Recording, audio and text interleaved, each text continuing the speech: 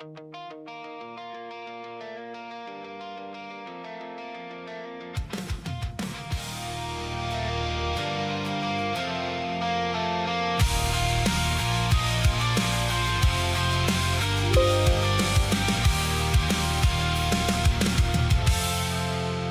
woke up to the refinery glow, feeling my hands still running low. Blueprints stacked on the bench again. Every new fix just leads to 10. Walls go up, then the hunger grows. Another upgrade, another load. I built this place with my own two hands. Now it keeps asking me to stand. I'm tired, but I'm still here, counting every scrap I clear. If I keep my head on straight,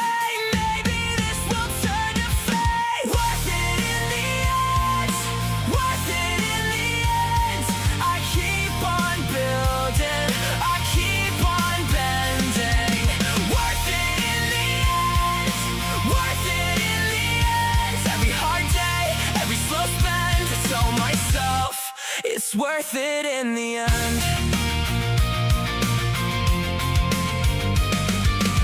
Gather the fuel at the edge of town, drag it back when the sun goes down. Research lines on a cracked up screen, chasing what this whole thing means. I upgrade one, then I need two more. That's the kind of life I can't ignore. It's frustrating, yeah, I won't pretend, but I'm not leaving this halfway built. I'm tired, but I'm still here, counting every scrap I clear. If I keep my head on straight, maybe this will turn to fate. Worth it in the end, worth it in the end. I keep on building, I keep on bending. Worth it in the end, worth it in the end. Every hard day, every slow spend, I tell myself it's worth it in the end.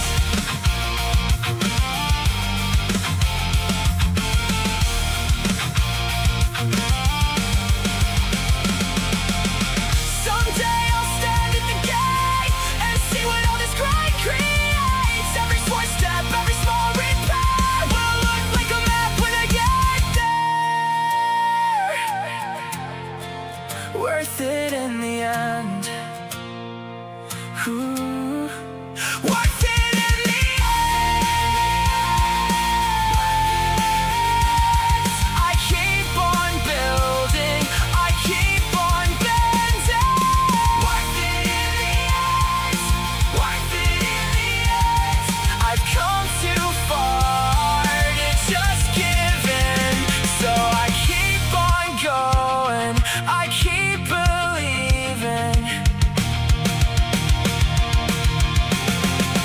Worth it in the end. Worth it in the end.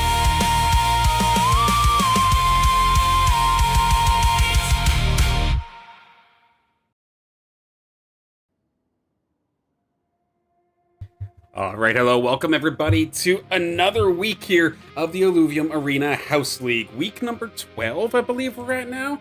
Been doing this for a little while now, starting to get the hang of things here on the, I guess, the administration side of things. And we've been having plenty of fun times here in the Illuvium Arena House League, and it's not going to be any different here today. Got an absolute incredible day, full of players, lots of players coming on through here today, especially in our Lynx and in our Monarch Masters divisions, as we're just getting everything all situated to get everybody online and fired away right here, right now. To kind of get a glimpse as to what you can expect here for today, let's take a look, as I am absolutely snowing here apparently. Let's fix that in just a second's time. I forgot my light apparently. A little bit of a rush, but we have our Carablu Cup going to be starting us off here right off the rip. That's going to be with Ethan. Of course, last week's winner, we have Robert Tacho, who's also probably our player that's won the most amount of Carablu Cup matches, looking I think for number 6 of their short career here in the Carablu Cup. And Yin Wildfire, looking for a breakout, has not necessarily been lucky with bots randomly going for Berserker on them and taking them down, but slowly but surely the adjustments in play is there, and some exciting turnarounds for Yin Wildfire. I see it, it's coming, it's just a matter of time. Right after the Carablu Cup, of course, the winner of the Carablu Cup will get into the Lynx League as a part of the take the bump kind of system that I essentially stole from a racetrack, so to speak. Did it that way, where the winner of a lesser heat would then go into the next heat. Well, that's what we're going to essentially try and do here for our House League as well. Winner of the Carablu Cup gets to go into the Lynx League. Lynx League going to have Blazin, Mothpuck, or TPA, as I believe they are in-game. We've got Gatling, we've got Illuvium Hunter, Zajac Wildfire, Awake Darkness, and Eris Seaworth going to be joining us here for the very first time in Illuvium Arena House League. Last but not least, it will be the Monarch Masters. Similar scenario. You win the Lynx League, you get to move up into the Monarch Masters, where we do see Zyfet, Dr. Spoon, Sota Hype, Badul, Wolverine 777 Hype, Zico Perico, and Tank the Bank going to be in our Monarch Masters A main. And we do have Hector on the sidelines here in case somebody cannot make it. Hector will absolutely hop on in and gladly have him on board. Quickly going to fire my light on so I can actually use my camera properly here. We do have Yin Wildfire and Ethan already here. Just got to get Robert Tacho, and then we'll get ready to start off our very first game.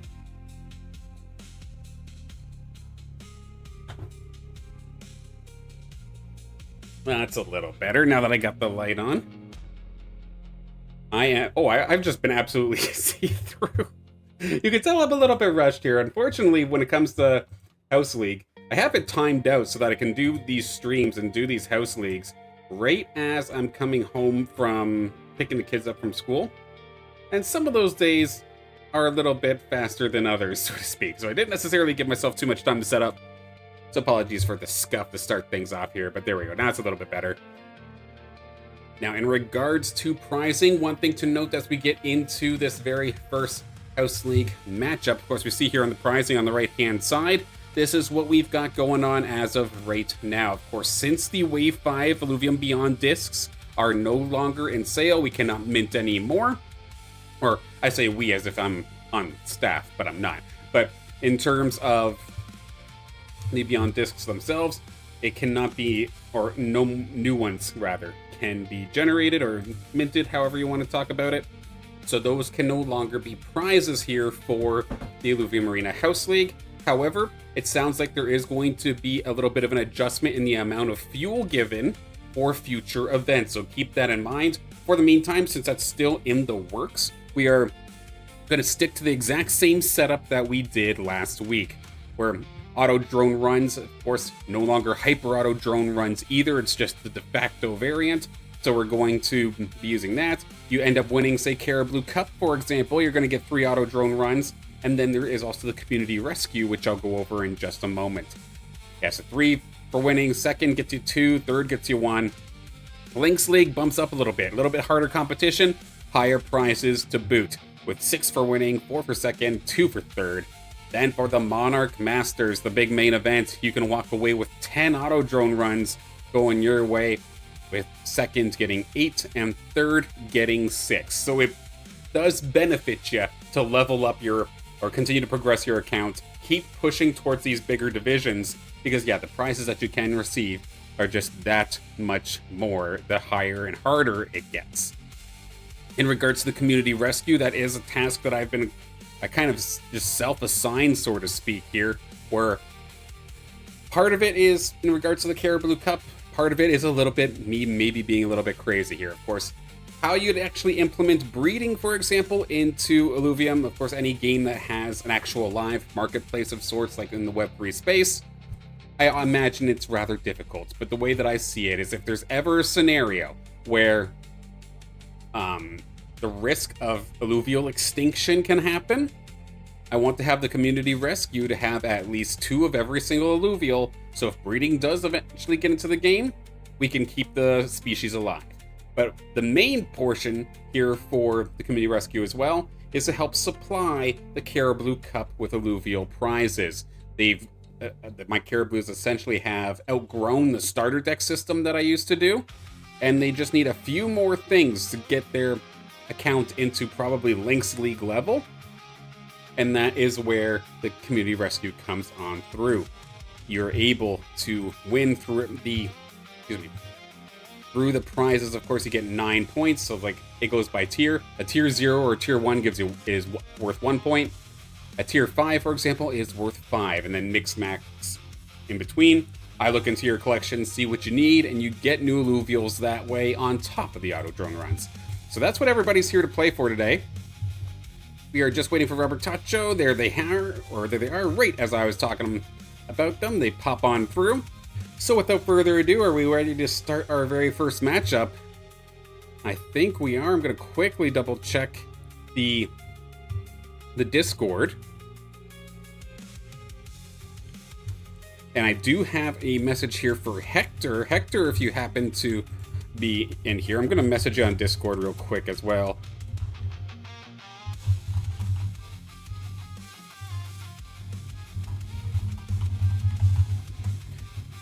Zyfet could not actually make it to today's event, so real quick, I'm going to quickly make the adjustments here.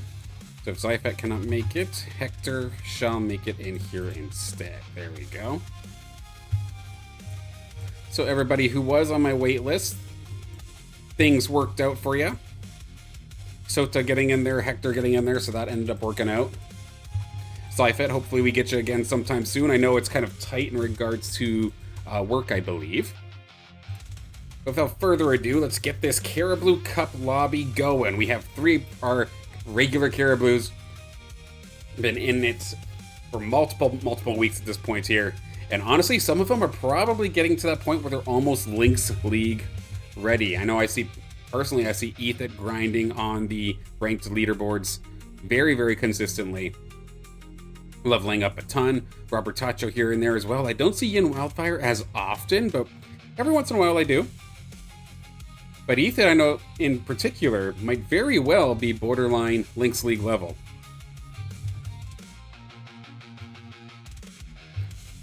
Okay, just getting the lobby all situated here in just a second. The game should be started for our players. I just need to actually hop into it spectator-wise. Of course, after this will be the Lynx League. And then right after that shall be the Monarch Masters.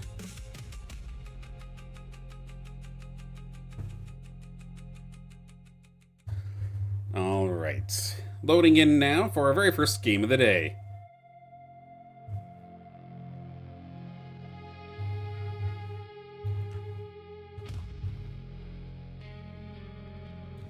And of course, as always here, as much as this is like esports ask, I'm going to be doing commentary over the matches.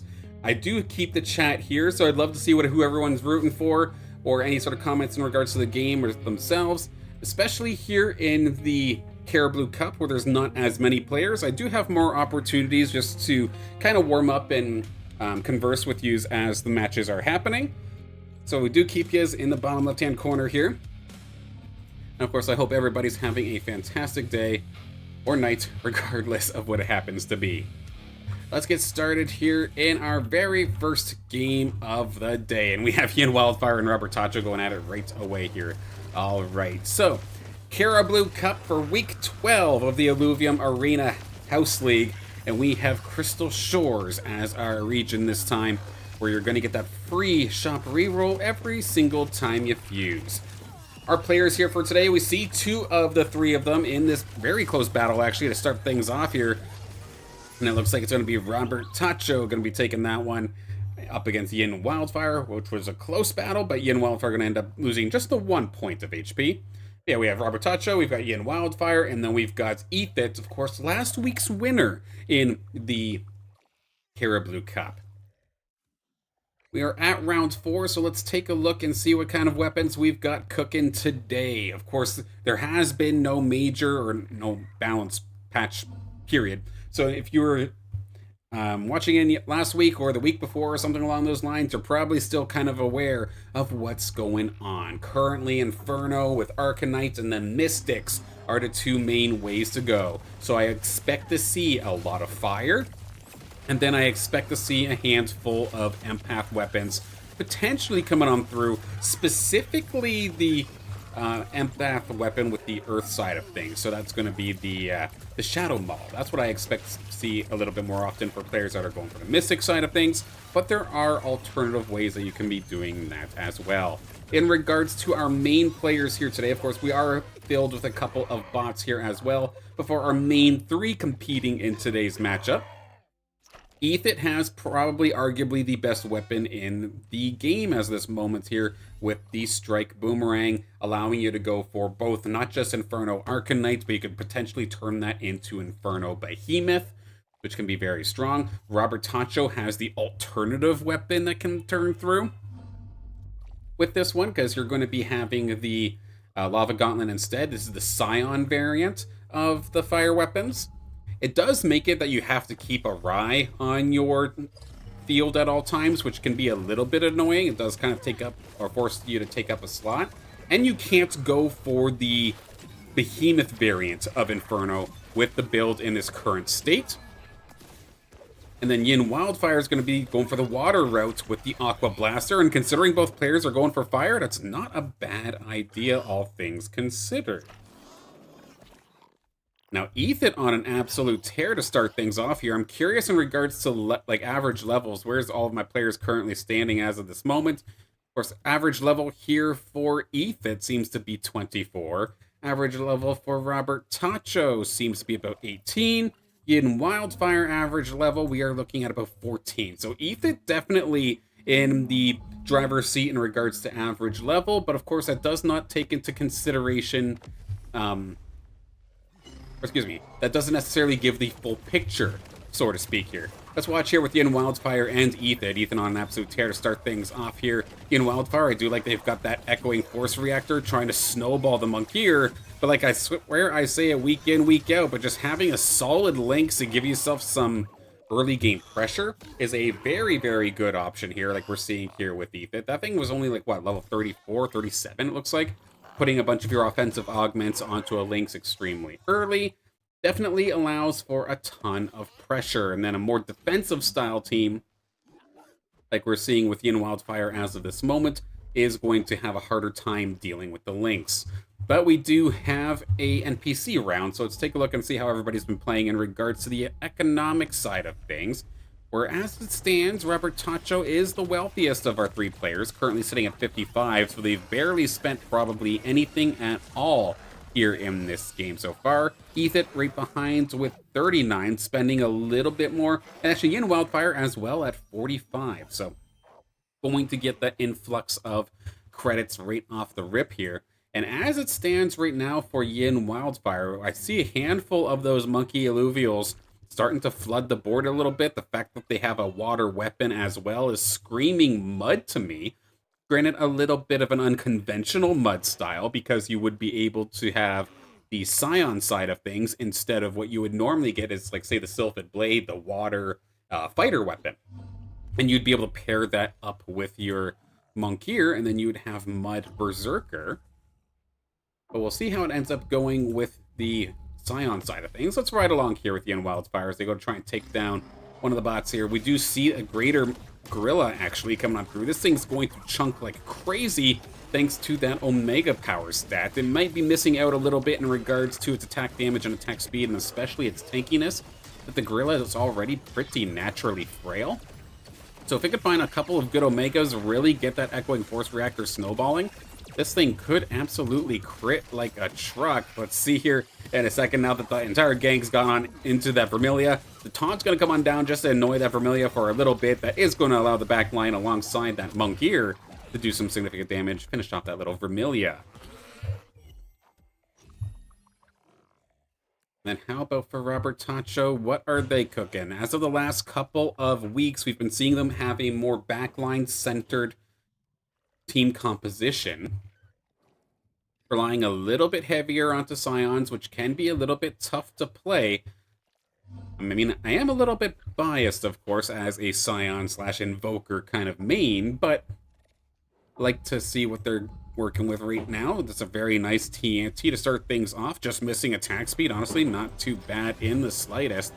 And of course, adding a handful of decent augments onto the Flish, oddly enough. So the more that Flish ends up casting, the more Omega power it's going to steal, which is kind of like turning the Flish into a mini Invoker of itself, because at least personally, Invoker just does not ramp up that quickly, even if you do end up getting it. Like if I look at, say, Invoker 2, for example, getting energy cost for Omega power, honestly, stacking a couple of these Omega reactors, the singulating Omega reactors, can basically do the same job, I feel like, sometimes. And you're sapping it away from opponents. That's what we're seeing Robertacho take that one, and this is pretty decent. They've got a nice little front line. If there's one thing that I were going to make a gripe about, is that you could have yourself a Harbinger set up Axon, and considering the Axon looks like actually a very good one at that, nearly maxed out on majority of its stats here, having Harbinger for that early game for that Axon would definitely be a buff.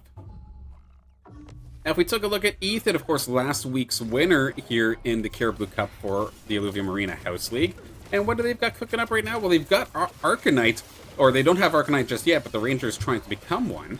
But the low percent chance, it's like a 1 to 5% chance at level 6, if I recall correctly, to find tier 5s, and we have not only the Ador coming on through for some long-ranged healing, but we also have a Squiz coming into the fray here. So this is actually, oddly enough, set up for Shockanite, which I personally love, but as anybody else in the Illuvium Arena community would tell you, Shock is bad. It does not have anywhere near enough effectiveness to actually be worth like going into intentionally. So I imagine that Ethan will probably transition into something more Inferno based a little bit later once they hit, say, level 7 or something like that. But I love to see Shockanite actually making an appearance here for at least a moment. Hector, good to see you. Day's going okay. I hope your day's going well, going good as well. Thank you for joining. Looking forward to seeing you in action a little bit later today. We do have a PvP battle here between Robertacho and Yin Wildfire. Here we go. So, economy-wise, both players pretty much at the exact same spot. Robertacho did also find a Squiz for themselves. This one, level 26, loaded up on Omega power.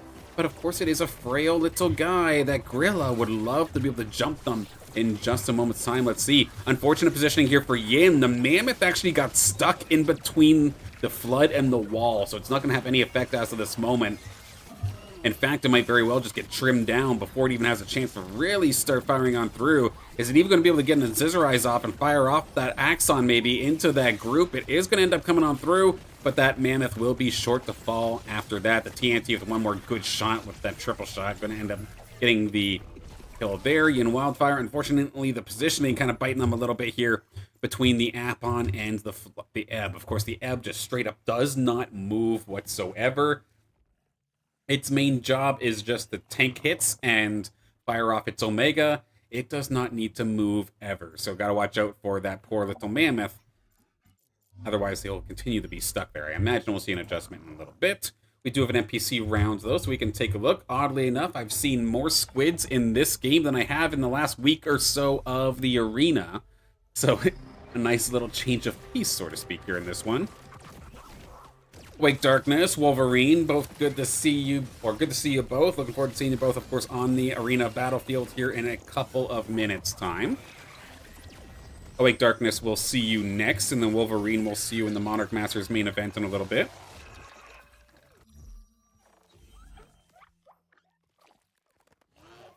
Alright, Ethan. Okay, is everybody playing a bot, it looks like? It does look like so. Now, Ethan, one thing that they did do last week as well is they were not too scared in regards to saving their credits into a heavy roll down later into the game. It feels like they're kind of in the same spot this time by. We do see them leveling up to 7, going to be able to throw that Revo now into the swing of things. And we do have composite chips going to be adding for an additional little effect here into the game. And oddly enough here for Ethan, that's going to be a shock imprint put onto their team, allowing for that shock damage of the lightning that does end up falling, allowing it to hit just that little bit harder every single strike. But of course, in order to really utilize and get into that, like say, Shock 4, you need a Riley and you need a TB Ruko. Both of those don't look like they're going to be fitting in on Ethan's team whatsoever. And again, like I was saying before, Shock, it's in a rough spot right now. I wouldn't recommend all-inning into it. It's a little bit odd that that's the chip that ended up coming on through, but I guess we'll take it nonetheless, turning that 350 damage into 400. But what about our other players here? Gonna have to take a look in just a couple of moments' time to see what else everybody else has picked up. Let's see if I were to hop down. Okay, Robert Tacho and Ethan are going to be going at it in a second, so this is pretty nice here. We do see the Harbinger imprints coming on through. Did they switch? No, they're still set up as Wildfire Invoker, which meant that they did not have the true utilization of their Rangers bonding. So I'm curious to see if Robert Tacho will make the change this time by. I do like the idea of putting on that Harbinger imprint onto the TNT in particular. Of course, of all of the Scions, the TNT is kind of like a battle mage. It's not necessarily a glass cannon, so to speak. Obviously, it's not as tanky as, say, a fighter, for example, but it can definitely hold its own to the point where putting Harbinger onto it and allowing it to do more damage and get tankier as it gets hurt can find some serious value. But they opted actually to throw a bunch of the rest of these augments onto the little Alfie that they did just pick up, while also bonding the Ranger over to the Mammoth to actually get Shock online here as well. It looks like it's going to work out this time. That was a very decisive victory coming out here from Robert Tacho, and a lot of it honestly probably had to do with the fact that Ethan could not crack this damn Carablu locks. Very tanky fella that doesn't necessarily have that much stats, but the main point is that resistance-wise, so in terms of defenses for that Cardilox, that is the best you could possibly get, and its health isn't bad either. So if your Cardilox can do only 2 things, resistances and HP is probably a fantastic one. So that's an awesome little Cardilox. With Darkness here, Robert Tacho will win, I guess. That's going to be the guess there. Hector's thinking about the same thing, it looks like, as of this moment. Now, Yin Wildfire we get to see in action. Steam is the chip coming on through this time for Yin Wildfire. And honestly, they have a neat little setup going on here. That's going to be Steam Harbinger. Tried and true, very good setup. That Stab-In is going to go immediately pairing up with the Dash, rather. It's not evolved yet, but it's going to do a ton of damage in that regard. As long as that Stab-In can stay safe, getting that additional damage amplification is going to put Ethan into a lot of trouble, I do think. But that little Lolura coming on through, being a pain just a little bit to the Stab-In, but everything else melted here. Yin Wildfire might be down to 24 HP, but they are not gone, not even close just yet. And Ethan has started to bleed in regards to their HP for at least a little. However, it's easy to just go off of the HP stat, but we do again have to look at the economy side of things. And you can see as it stands right now, Ethan is absolutely loaded. Almost 120 credits to their name. They're just happy to sit at level 7. They're not taking much heat. They don't need to spend right now, so they're not going to. I'm going to take a look at Yin Wildfire. They are currently the player, of course, with the most amount of damage done to them. And let's see how it does versus this bot. We do get 3 Steam now online because the Rake has been evolved into. I'll keep this as a note here. It doesn't look like Yin Wildfire actually owns a Rake as of yet, but they're going to fire it into this just as of this moment. Good little Wraith Strike. Now, how about the Stab-In? The Stab-In does have up to level 30, so it's got a little bit of stats attached to it.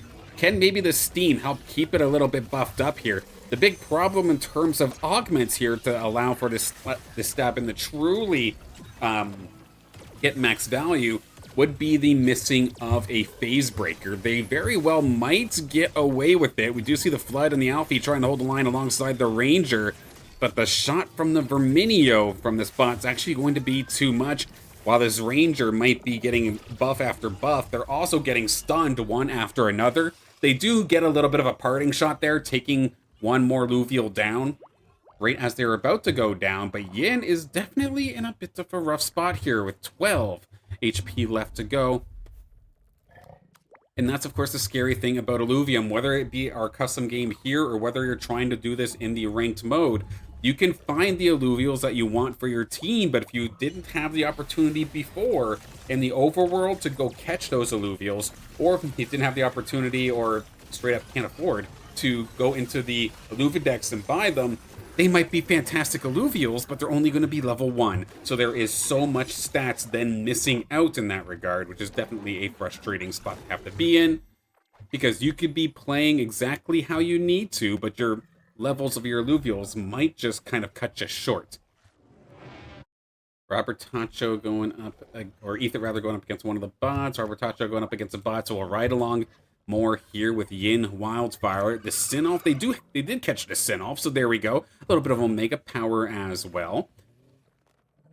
This thing could definitely hit pretty hard, but just gotta watch out for this Verminio from the bots. Actually, the Verminio is gonna go the other side, so this actually worked out pretty good. And I like the combo that Yin Wildfire is doing. It's very easy to just blindly go into mass water when going for, say, a 6 water or 8 water team. But you definitely want to scoop up a Mammoth as well. You do get the alley-oop, or the wombo combo, so to speak, where the Mammoth will throw it into the biggest group. And if that biggest group happens to be right in the line of fire of, say, the Sin-Off, then that is a beautiful little combination. So 2 rogues plus a Sin-Off. Let's see the damage. That's a good shot right there from the Sin-Off of Yin Wildfire. The follow-up from the Ranger is right in time as well. I think Yin Wildfire will be in a great spot here. Mammoth in full control, and a nice shot there from the Rake as well. And it's just going to continue the snowball, so some big damage coming out here from Yin Wildfire's team. It looks like they were able to take their win here as well. Robert Tacho currently leading this lobby. Up against one of the bots here. Maybe then get our first knockout onto one of them. There it goes. Yin going up against the bot. Robert Tacho going up against the bot. Everybody going up against the bot. That works for me. We'll stick with Yin for a little bit longer and take a look at the economy side of things, see where everybody's standing. So both Robert Tacho and Ethan, both very content at just holding their credits. Yin Wildfire is the one threatened, and this is a little bit of a piss-off here for Yin, if I were to say so myself. Going for the Umber potentially. Well, the Umber got stolen by the bot, but if things go your way, you could potentially kill off this bot that has a handful of the Illuvials that you're looking for. But of course, it's not just the Umber that's scary here. That Rip Lance, if it left unattended, could do a ton of damage as well. But where does a Sin-Off beam go? The Rogues are doing a good job of kind of keeping them lined up.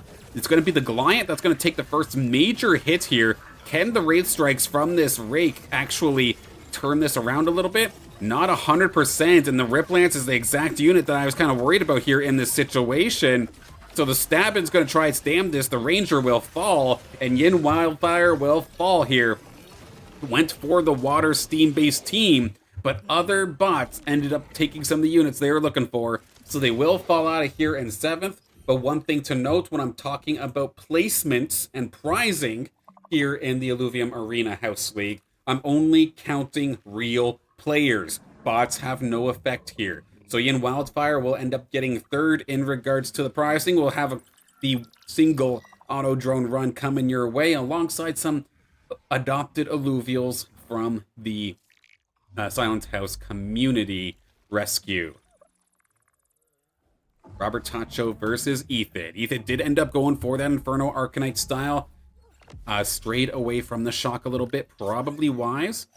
They will still have shock thanks to the chip, but now they also, again, going up against Robert Tacho, who's a little bit more so into the corner. Invoker is now online since the Sin-Off is here for Robert Tacho. A good shot, but it's going to get gobbled up by the TNT. Hate to see the Scion go down, but at least that was your Battle Mage, not your main carry. That little snake down below here is doing some decent damage, but that Carablu just tanked so much, and that could be problematic if all of a sudden Ethan doesn't find some sort of percent health damage potentially. Because we did see that Furiox. I do want to bring it back up here in just a second. The way that this Furiox is set up is that if it does get, or it starts out of the gate with a ton of damage, and the more eliminations it gets, there'll be more damage.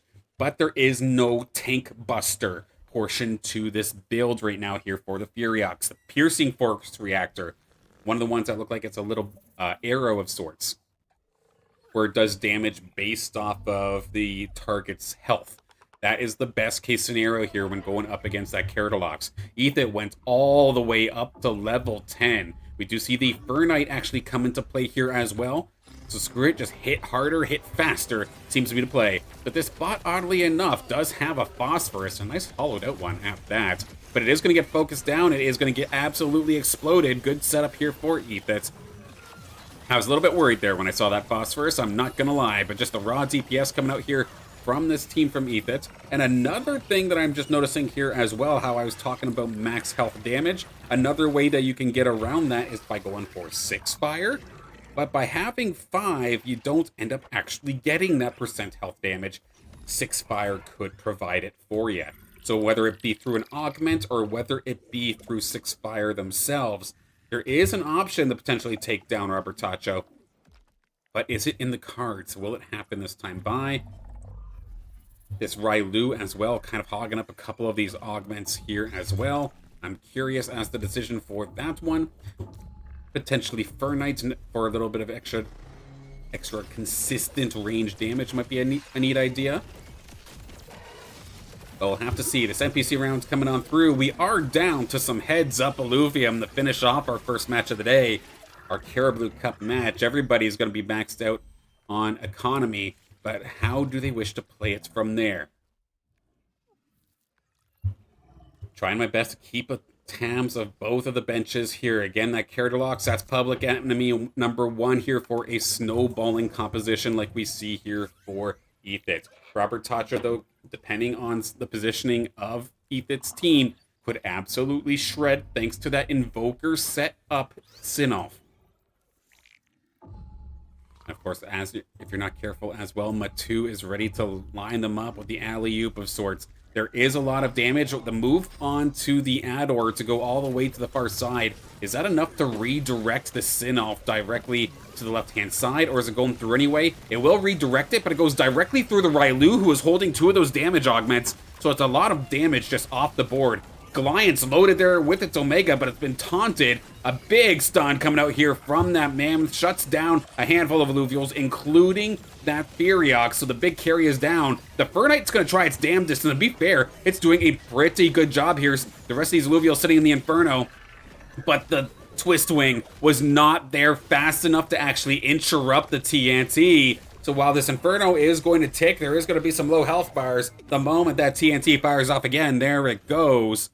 That will be the end of that. So there are a few things here. I don't want to straight up coach right now, but at least personally, I see the opportunity. I'm curious as to how this will end up going on forth. Both players still very, very strong in regards to economy. Nobody's going to get taken down for a loss here. So I'm curious to see how greedy or how aggressive do they want to play in this instance. Trying my damnedest to get a view. Can I zoom out a little bit? No, it's not going to let me. All right.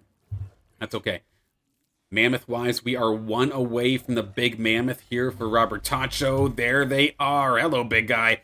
The biggest brains in the game outside of Aphisto. Aphisto has arrived. And this Aphisto, it knows one thing and one thing only, and that is burst damage. So it is going to be very, very scary. 5 Scion, 5 Bulwarks, the 3 Invokers, and 3 Harbingers. That's a hell of a team coming out here for Robert Tacho, looking for number 6 on the Carablu Cup. They can potentially pull this off. So right now, that Furiox is in a pretty comfortable position. Does not have 6 fire just yet, but they've at least gotten that Carablu down. But the big stun coming out here from the Mammoth once again makes things a little bit difficult. Can they deal with the Aphisto? They will be able to. This is actually a pretty close battle, all things considered. The Mammoth is not going to be able to deal with that Goliath in time. The heal's going to come out from that Adorito right in time, but there goes the Squid. A very, very close battle. But here comes the TNT alongside the shot from the Mammoth. It's going to take care of the Fernite. 2-on-2 battle to potentially put the hurt here onto Ethit. We do see overtime coming on through. Big stun. That's the difference maker. The Mammoth will fall, but the Snail will stand tall. And that's going to put Ethit down to within kill shot. They are 2 away from a Blazonite. 1 away from a Blazonite. 2 away from a Scoriox. And Scoriox is not contested. That, in my opinion, probably the way to roll.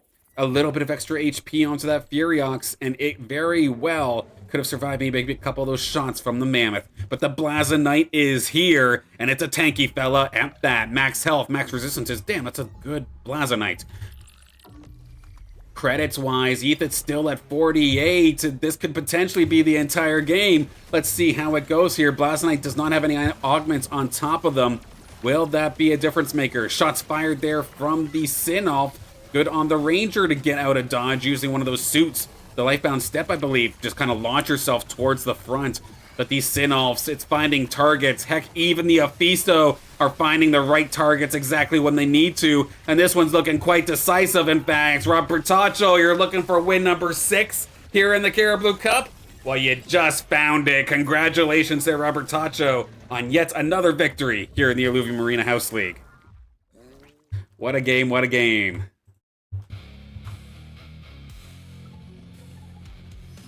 GG's, well played, everybody. Now, the one thing that I do want to mention, of course, actually very quickly go through the results here. So again, Robertacho with the victory. Of course, Robertacho, stick around. If you want to take the bump into Lynx League, you can hop into this next match coming up. Then Ethan's in second place. A valiant effort. Fantastic squad. Gonna fall a little bit short this time by, but that's all right. Nicely done. The Yin Wildfire went for the water-based build. I've not seen them try the water build just yet, but maybe I can find something for you to maybe make that a little bit better from the community rescue. Valiant effort nonetheless, and I thank you for playing. Regardless of where your results are, I hope you had fun. Now, the one thing that I will make note of for that match in particular that a lot of people do tend to forget is that the Blazonite, or the entire Shubo line, so Fern, Fernite, and Blazonite, their Twist Wing, their Big Omega, the Twister, is not just a DPS ability, and it's not just an interrupt. If you hit your allies with the Omega, if you line it up correctly so that the Blazonite, for example, shot into the Furiox, that gives Furiox an attack speed buff, and it gives all of your allies that got hit an attack speed buff. So it's one thing to keep in mind. There's a little interaction there where the Blazonite is not even just necessarily a DPS, but it's kind of a support at the same time. So that's one thing I want to point out here for that game in particular. But GG's no matter what. Next lobby, let's get it ready. I see Eris is ready. All right, 1 second. All right. Next code coming on up here. We're going into our second game, our Lynx League battle.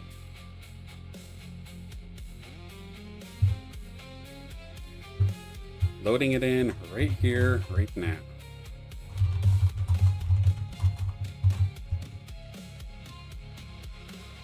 Again, as a reminder here for this Lynx League battle, we have, of course, coming on through from the Carablu Cup, Robertacho. You could take the bump and come try again here. Yes, you're going to be the underdog, but you're welcome to give it a shot. We've got Blazin. We've got Mothpuck, or TPA, as I believe they are labeled as in-game. We've got Gatling.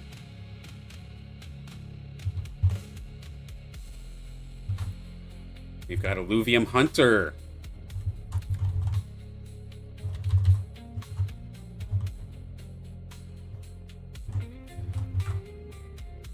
We have Zajac Wildfire. Awake Darkness, I saw you in chat here, so you're probably sitting and ready to go. And then last but not least, Eris Seaworth.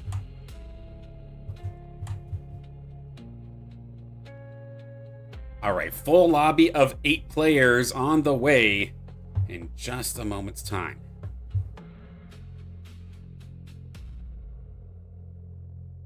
Then, of course, once again, big thank you to Illuvium themselves for providing the fuel that ends up being the prizing used here in the Illuvium Arena House League. It definitely is absolutely huge. The fact that I don't have to do any of this out of pocket, and the fact that they're here supporting our community events. It's not just my events either. I know, say, with Bond Daddy Ratty's tournament sessions as well. that there is some prizing attached to that too, and that's absolutely incredible. Thank yous for supporting the community events here in Illuvium Arena, letting us keep this game like competitive scene sort of attached, or even the semi-competitive scenes, because I still think this is more of a semi-competitive, casual competitive, if that makes sense. But thank you. And then thank you for even allowing me to have this tool, which of course allows me to make custom games. This is not something that is doable directly in the client. You can make custom games, but they end up being, I believe, ownership off. So being able to do it this way is just fantastic. Thank you, Illuvium, for your continued support. All right, we've got Gatling, Awake Darkness, TPA, Illuvium Hunters, Ashok Wildfire, Eris Seaworth has arrived. Just need 2 more. Blazon's right around the corner. Sweet, perfect.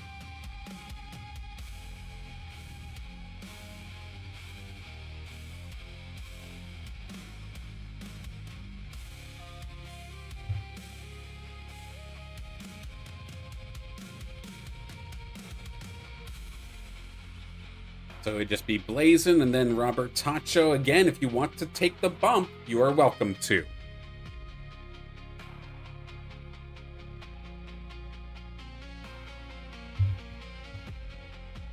Robert Tacho cannot do so, has to go out. Okay, no problem, no worries.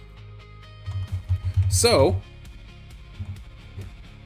Ethit, do you want to take the bump instead?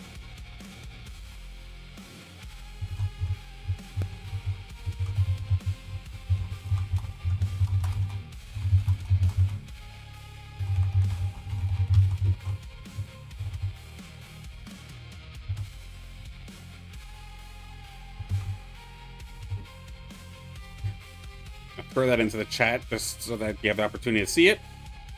If you're already shut down and whatnot, like, don't worry about it, but you can try. Like, you're 100% going to be the underdog, but if you do end up making the upset, get an opportunity at some more auto drones.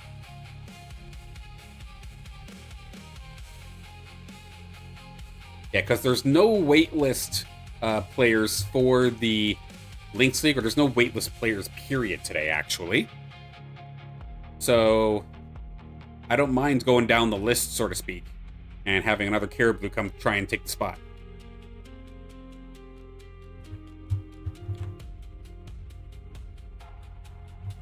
Zajac says, do it!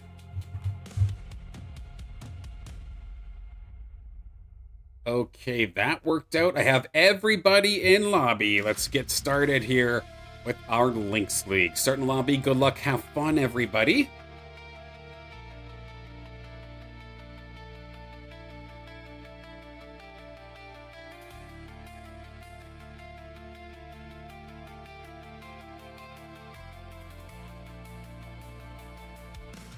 This will be an exciting one.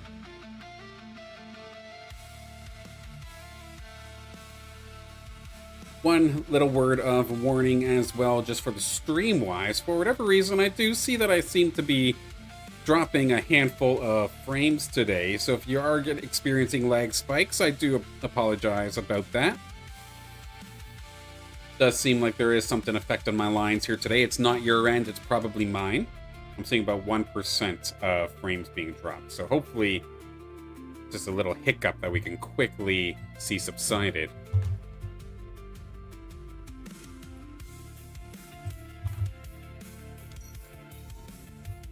Looks like everybody's loaded into the game all good, so we're going to load in just a sec.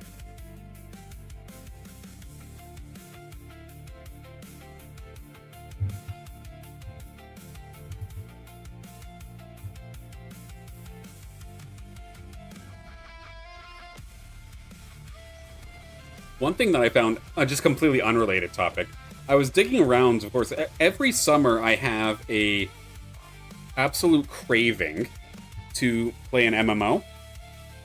So I'm looking around and I had tried this one game out, and this better not be the way that games are going now, where the entire game was you put on auto and it plays for you. games aren't all going this way, right? Like, you're gonna actually let me play the game. It's not just auto AFK farming, right? I was disgusted when I found that out. I hope we don't see more games do that. I know that's a mobile game thing, but come on. Thankfully, that's not what Illuvium's MMO of course Obelisk Rising is going to end up being. Alright, back to business. We are here in the Lynx League for week 12 of the Illuvium Arena House League. In this matchup here today, we've got Awake Darkness 69, and then for the first time in Illuvium Arena House League, we do have Eris Seaworth making their debut here today. Illuvium Hunter looking for podium number, 5 or 6 in a row at this point here. They definitely have a bit of a top 5 streak going, and the podium streak is right around the corner as well. I'm curious to see how they'll do today. TPA or Mothpuck going to be joining us, as well as Blazin. Gatling, of course, one of our original Lynx League winners, went off on a little bit of a win streak for themselves during week 1 to 3.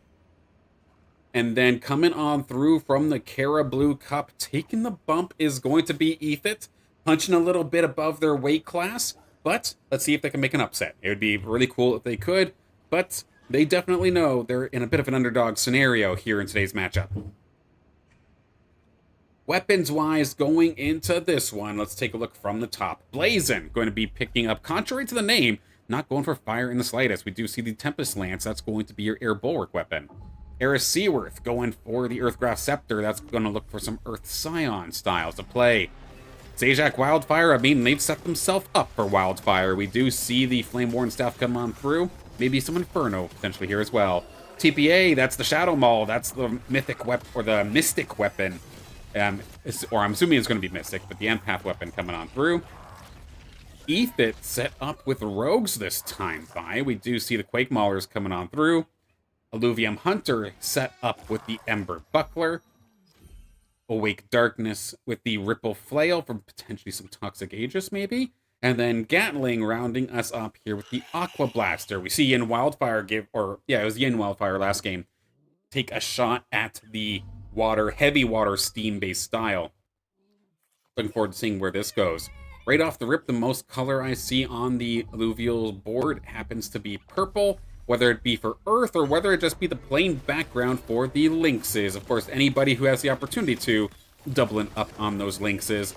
But we do also have to keep in mind, because we see some of those augments that don't look anywhere near like the other ones in regards to artwork. Well, that's because we have legendary augments in play thanks to Shard Bluff Labyrinth, where everybody was able to start off with the legendary. So this does allow for certain team compositions to be forms that kind of don't work as amazing as before. I know, say for rogues, for example, if you do end up getting, say, maybe the Void Cleaver like we see here, or if you end up getting the Berserker's Flurry that gives you some range and attack speed, and some crit, certain team compositions definitely benefit a little bit more than others. So, looking forward to seeing how that ends up going here for our players today. One player I'm going to take a look at into this next battle is going to be Eris Seaworth versus Gatling. So Eris, every single time I play Eris on the ladder, I know them for one thing, and that is because they go absolute guns blazing with their spending right off the rip. Unapologetically aggressive. So I'm looking forward to seeing how it works here in this lobby. As it stands right now, Gatling might have gotten their number, but does legendaries potentially come into effect there? The absorption cells onto this very, very nice Lynx, going to make things extremely difficult for Eris in the early game. Meanwhile, the legendary augment here for Eris, I don't see one, oddly enough, or am I just blind? It must be on the bench, potentially? I'm not 100% sure. NPC round-wise, there it is. That's what I was talking about in regards to the Berserker's Flurry. That's the augment I'm talking about. Whether it be an auto-attacker or a rogue or something along those lines can be very, very tough. Eris inadvertently getting some coaching from me, I think, at the same time while we're playing here. So good to see you. Good luck in your matchup. I will try my best not to commentator's curse you. Oh, Awake Darkness found something kind of funny. The Grand Atipo, the big boy, is here. It gets a little bit of special treatment, just like the Lynxes from the Atipo. We don't see enough Atipo love. Big yawn coming on through here from the Atipo. Big guy, cute fella as well. Love to see the Atipo get some airtime, but also have to give a shout out here as well. Eris has something pretty cool on the other side as well. Look at this nice little TNT. It has one job, and it is to burst, so it's pretty and hits hard.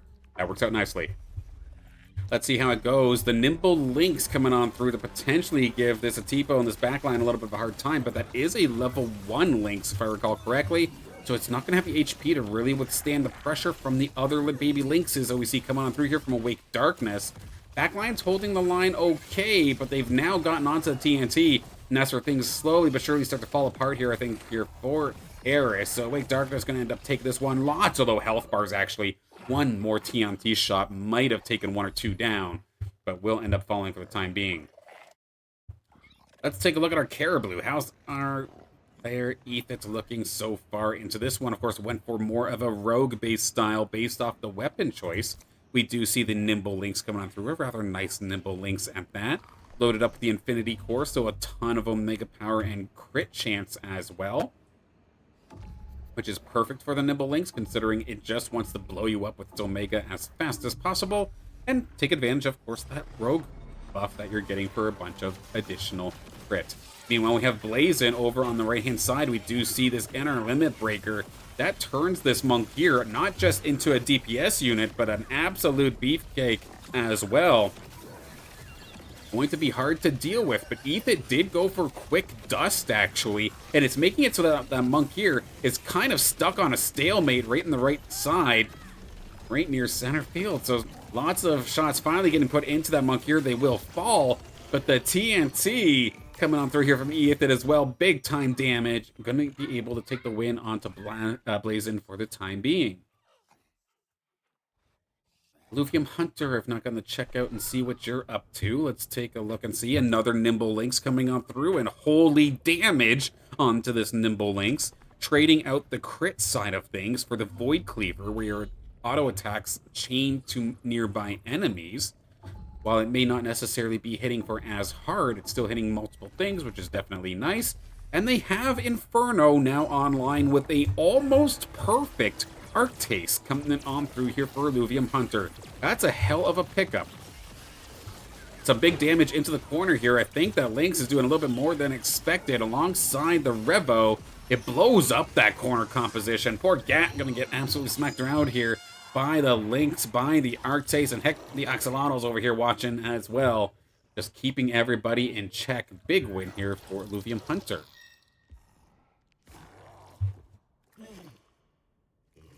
We'll hop up here with Zajac and TPA in a second. I think they're the only players we haven't got the opportunity to really showcase as of yet. Do they play each other by chance? I don't think so. Let's take a look and see what Zajac is up for. I made the comment earlier that Zajac could be set up for Wildfire with the original pickup of the Flame Warden staff, but it looks like they made the switch, actually, over to the Lava Gauntlet. Is there any other changes that I can see, at least off the rip? I think Blazin picking up the Strike Boomerang is a change. They originally had the Air Bulwark weapon, the Tempest Lance, so that's going to be a little bit different.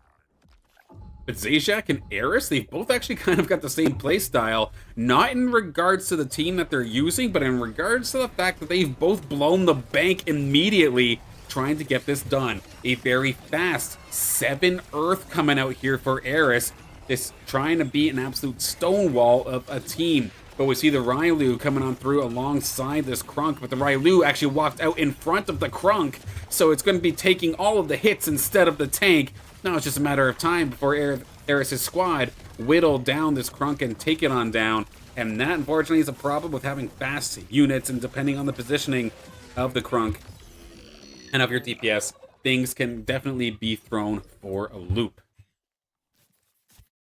As we hit into this NPC round, let's take a look at our current lobby leader, TPA, looking to take control, and so far, not too bad. Economy-wise, they have spent a little bit. They're sitting at level 7 right now, right around that 35 mark in regards to their credits. but they have the option to go for maybe either Revenant or transition into something Mystic. They have a handful of options. They haven't, it doesn't look like they've necessarily committed either way to an option. They do have Revenant online now, Dust Revenant in particular, but the fact that there's no Tiruro in the field as of this moment is going to make that Revenant a little bit weaker than what it could be. But if we take a look at the players across the board, there's like 3 other Tiruros on the board. So oddly enough, a little bit problematic, trying to maybe find some of those tree kangaroos.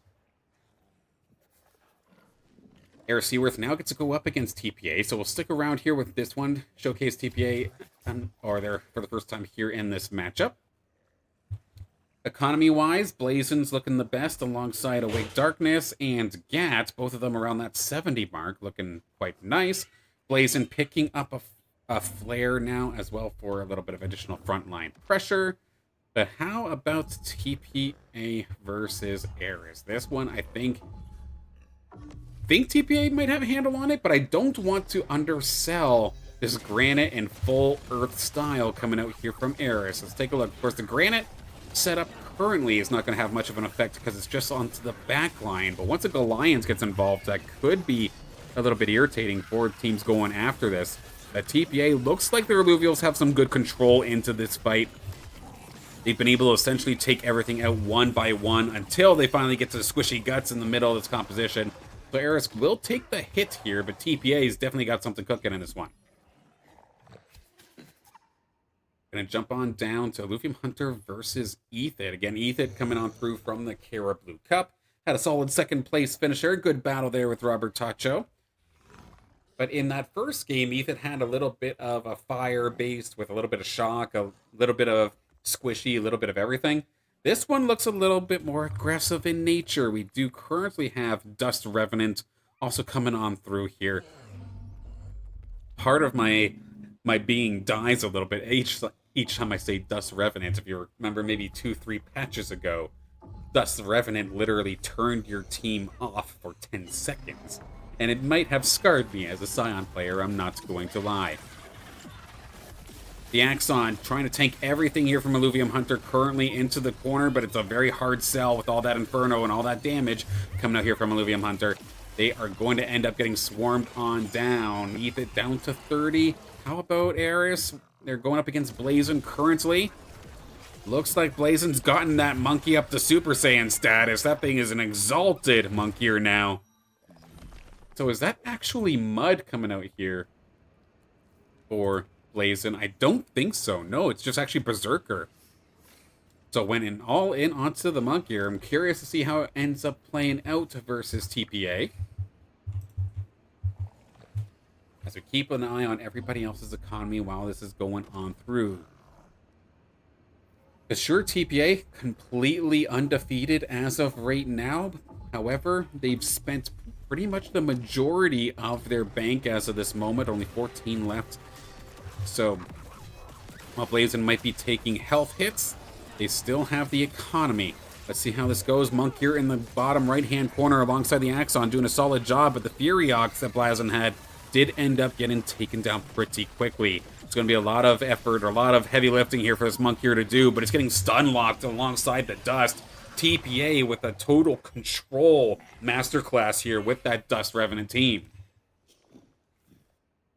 We potentially could lose our first player here if things don't go Eris's way. They went for the 7 Earth, and I respect the hell out of them for going for it, but unfortunately Earth just seems to be lagging behind overall. Granite is doing okay, but Earth is so hard to actually max out and play with. Let's see if Eris can turn this around. They're going up against Awake Darkness, who does have a handful of rogues coming right for that Furiox, but at least that Furiox, it does have that Berserker's Flurry. Going to be attacking relatively quickly, and as long as it can stay safe, I mean, that's probably the best case scenario here for Eris staying in this game. If a blind hits them, that could be problematic, so that Revo actually needs to go down quickly, right in the nick of time, actually. The blind didn't come out, so the Furiox is going to stand tall, but between the rest of the crowd control coming out here from the Quinks, and the damage coming out here from an Exalted Nature Valente, as well as the Stabbin, we will lose Eris in this one. Regardless of where you finish, Eris, I thank you for coming into play, and I hope you had fun nonetheless. I hope we see you again sometime soon. Ethan right around the corner here as well. They did lose that last battle, but did not quite get knocked out just yet, but right around the corner. And that is definitely cause for concern when there are other players all kind of fighting for similar units. Ethan, the only one who, I guess, hard dedicated onto... Well, I can't say hard dedicated, because Awake Darkness definitely did as well. But I like what Awake Darkness is doing. Seeing that there are players that they're going up against, holding the Illuvials that they want. The fact that they have 123 credits right now. I imagine Awake Darkness is trying to hang on for at least a little bit to see if maybe Ethan ends up falling. And then maybe making the push here for stabbing. If they did, though, one thing they did kind of do that's going to make it a little bit difficult is they pushed themselves all the way to level 9. So your chances at hitting a tier 3 is going to be a little bit difficult.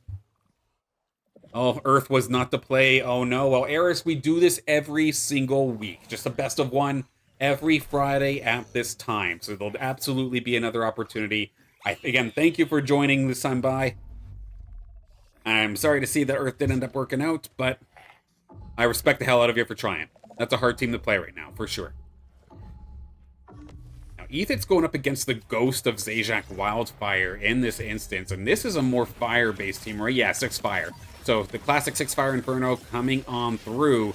Let's see if Ethan can hang on versus the Ghost. There's a lot of heavy firepower coming on through. And we knew that it was going to be a little bit tough here for Ethan. Again, coming on through from the Carablu Cup, taking the bump. A valiant efforts, but they will be knocked out of here in 7th place. The fact that they were contested as well did not make it easy, but again, valiant efforts here for Ethan. Hope you had fun regardless of your finishing position. Absolutely, thank you for playing. Now we get to see what happens. Awake Darkness, as soon as Ethan got taken down, starts pushing for Pengus. They're all the way down to 36 credits now. We have a little bit of a fight for Forces and Furioxes.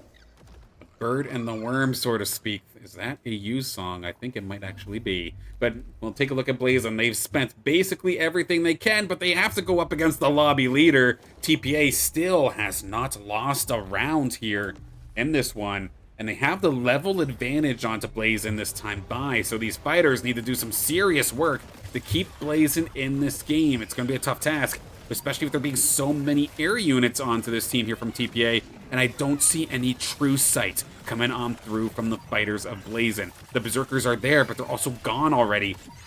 Like Lings against the Terran tanks unattended.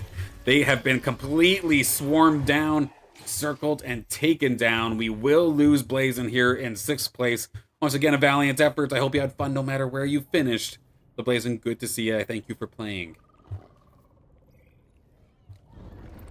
Name of the game here this time by Twin Pterodactyls. We do see full Rogue Onslaught coming on out here for Illuvium Hunter. Meanwhile, with Gatling, we do see the ramp fight come on through with more of a mixed team. This is fire, but it's also steam at the same time. A lot of emphasis being put onto this Sinolf to maybe do the damage alongside this beautiful Rake as well. Coming out here from Gatling. But again, a good Omega from that ramp fight could mean curtains for a team if they're not paying attention. How about the ramp fight coming out here from Illuvium Hunter? It's got Omega power. That's a big one that matters. But it sat inside one Omega power, or one Infernal Skyfall, and deals it right back. The Rake in a good position. The Sinolf is eventually going to end up falling, I think. Actually, it hangs on. No, it does end up finally going down. But the Rake and the Snail both staying on top. Going to keep in this game. They were down in like 7th or 6th.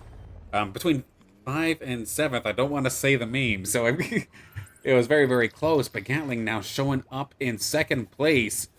Now going up against lobby leader TPA. TPA on an absolute cruise control here in this match, and now just found Vermiliere. But I'm going to watch this one right here. 2 players, no one going up against a Ghost in this fight, but it is going to be a knockout blow no matter what.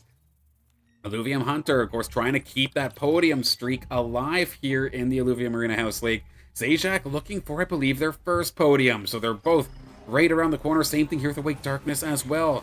Some solid runs here for some of these players here today.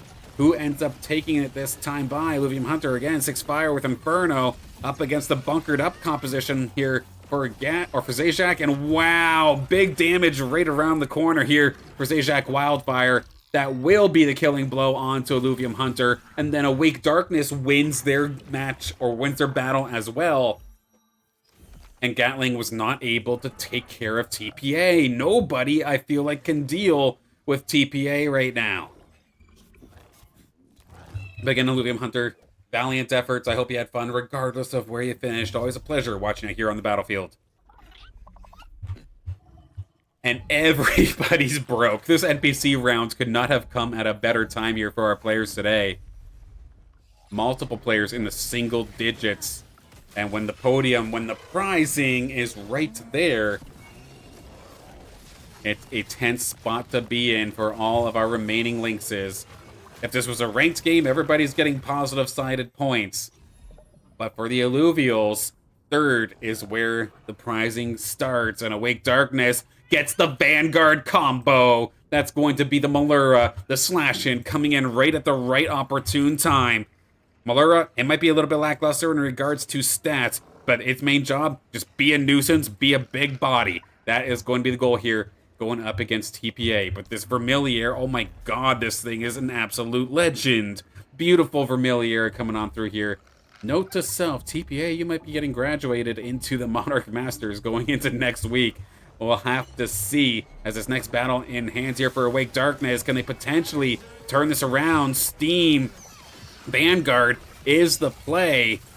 Can the slash-in stay alive? Can that Vanguard find some utility to trim through some of these tanky bodies? Infernal Skyfall does some pretty serious damage. Slash on the left-hand side looking pretty good, actually. Could this potentially be TPA's first loss? I don't think so, now that the slash-in is down. It's a very, very even numbers game. But Vermilier, it's a mini nuke in itself. It's a very close battle. The numbers are in the favor of Awake Darkness. They finally stopped the win streak of TPA!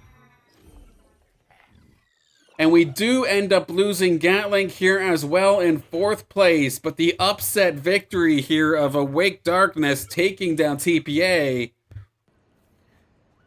is a huge, huge moment here, because it also allows for Zajac Wildfire, when they took down Gat, to get Zajac into a podium spot. I believe their first podium here in the Lynx League. TPA not fooling around anymore. Level 10 immediately after that last round. Now going up against Zajac Wildfire. Again, Zajac, the bunkered up 7 fire. Up against the air, earth, dust, spore, granite. The control team coming out here from TPA. But the big thing, how can you mess with the Furiox in this instance? Can you mess with the Furiox? That first blind definitely did not hit the mark, but they are at least onto the squishy backline. Archos is trying its damnedest to keep themselves alive. Very, very close. That in the corner as well. It's a very close fight, actually. Furiox is still alive. TPA, the Furiox is onto the Vermilier. One final Pyrofield's coming on through.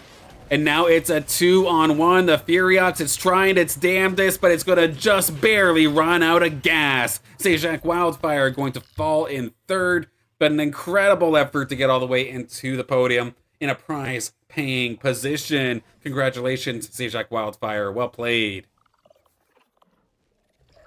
This leaves us with 2.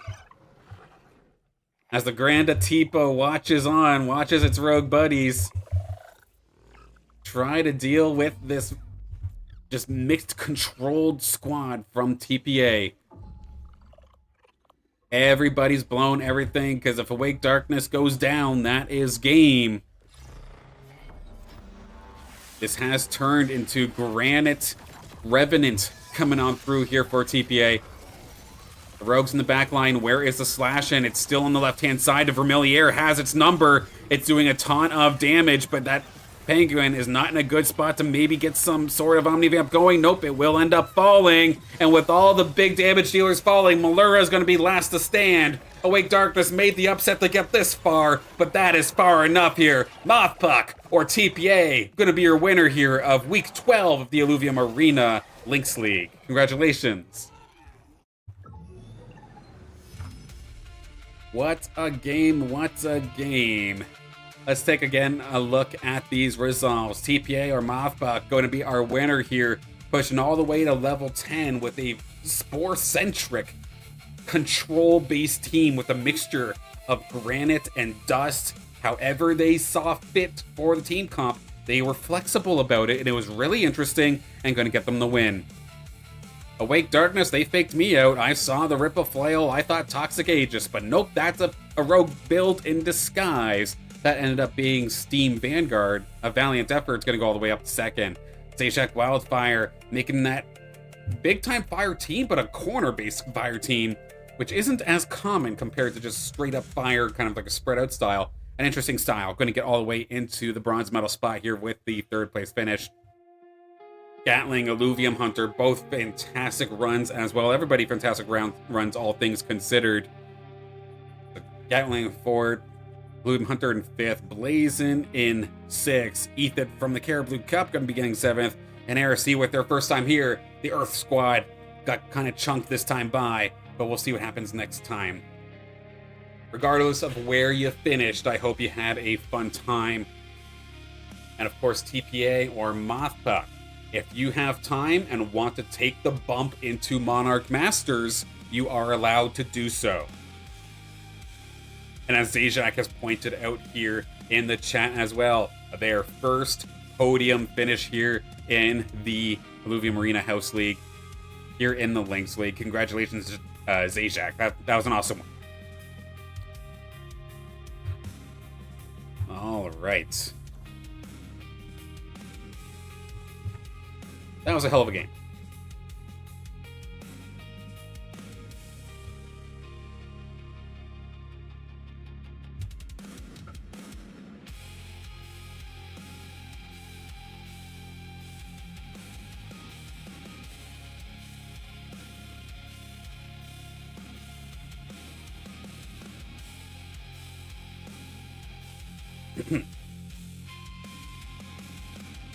Oh.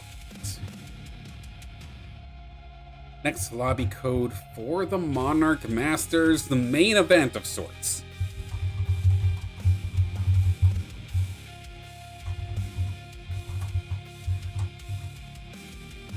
A reminder, this Monarch Masters matchup, first off, let's get Mothbuck moved over.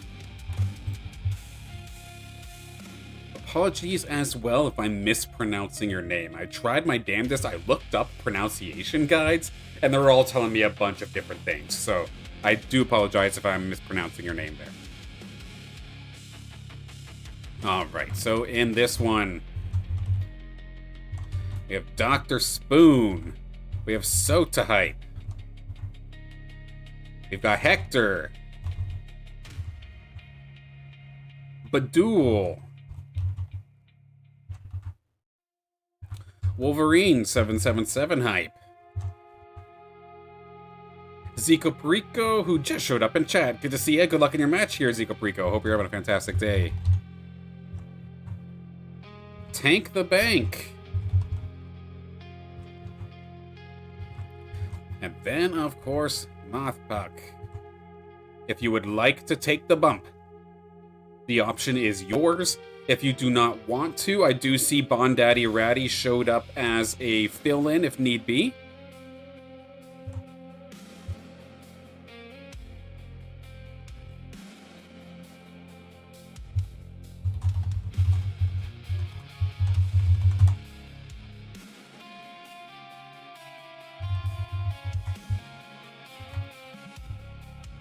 Time to fight, yes. Sota's hyped. Sota's appropriately. Sota's hyped. There we go.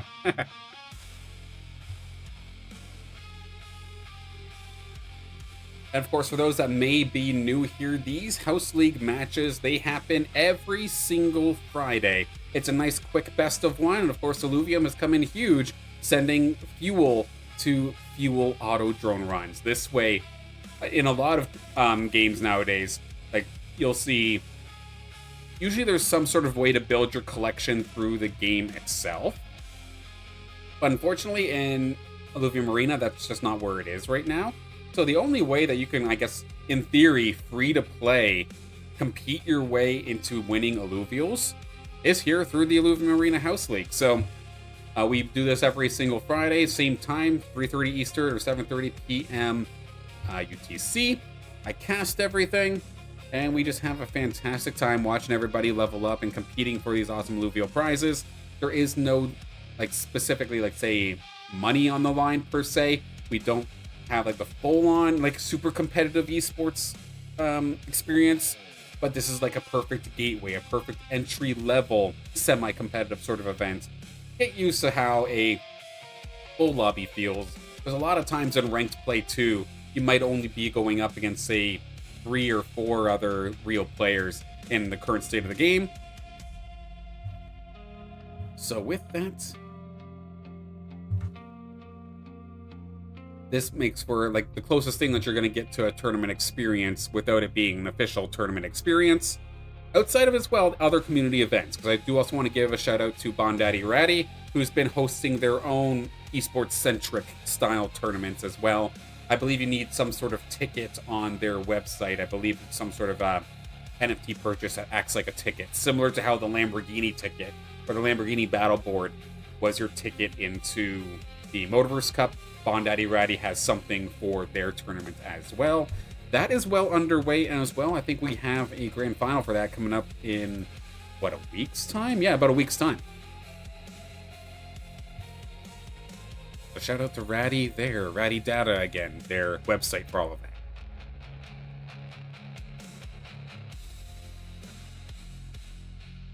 Okay, I should check in on the lobby.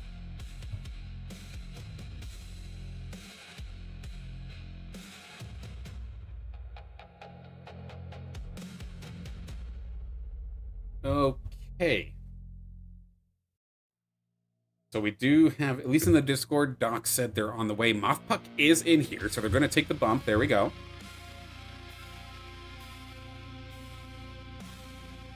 Sota is here. Wolverine, Tank the Bank, Hector, Zico. So we're just missing the Doc, and are we missing Badul?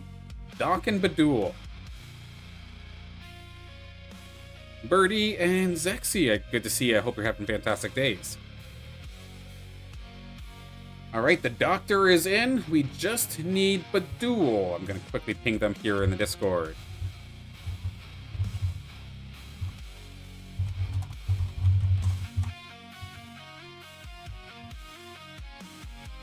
Give them about another 2-3 minutes before I enact any sort of waitlist shenanigans.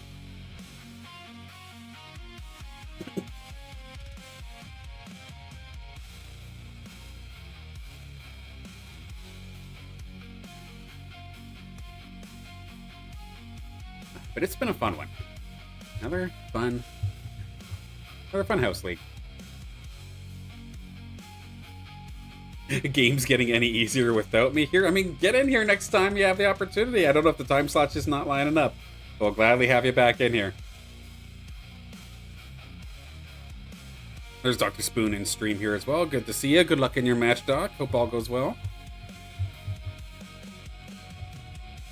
Is Bondaddy Ratty here?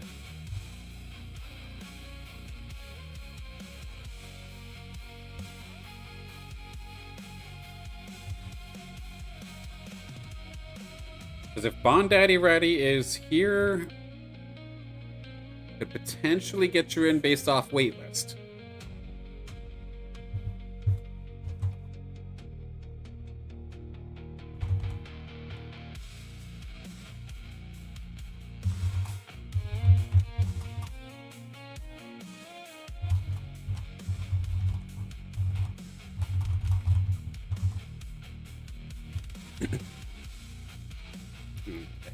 Quickly getting that all situated. Again, all the players here in this Monarch Masters main event, they're shooting for the top 3, where the winner is going to get 10 auto drone runs worth of Illuvials sent their way. Of course, all of these auto drone runs, we open them up on Wednesday's stream during This Week in Illuvium, my little news show of sorts, every Wednesday. During the same time slot, 3:30 p.m. Eastern or 7:30 p.m. UTC. We open it up there. Then the next day, I ship them all out. And once they're all shipped up, I don't care what you do with them. Obviously, the first and foremost, the thing I hope that everybody's doing is going through the Illuvials they receive and seeing if they have any new Illuvials that can take a starting position, upgrade their team. Maybe I happen to hit an Illuvial you didn't own yet. Oh yeah, add them in. But if you do end up just firing them off into Deathmatch, and you want to use House League as a way to refuel your Deathmatch squad as long as you're not in Carablu Cup, then hell yeah. Yes, thank you so much, Zexy. It's good to see you, as always. Hope to see you in the arena sometime soon. And thank you, I'll keep doing my best.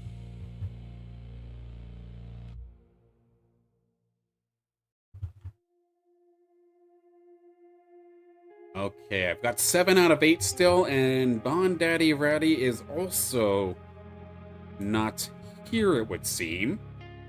Which means next in line...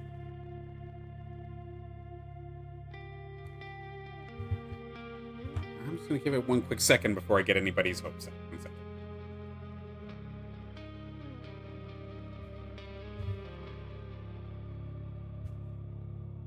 One brief second.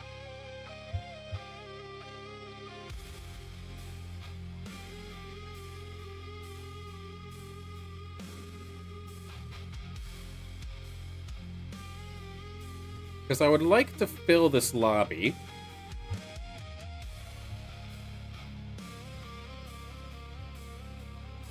And then I don't have Badul, it seems. I don't have Bon Daddy Ratty. Is there any chance Awake Darkness is still in here? I will do the same thing like what I did with the Carablu Cup, so to speak, since I no longer have anybody here. Oh, hang on. Ratty's messaging. But if Bon Daddy Ratty and Badul can't do it, I would then take Awake Darkness.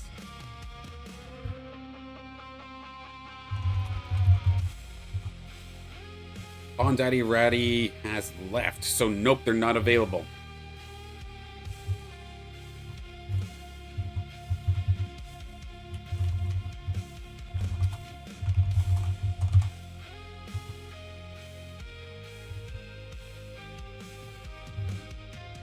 And then I'll keep going down the list. If we have to go, we have to go.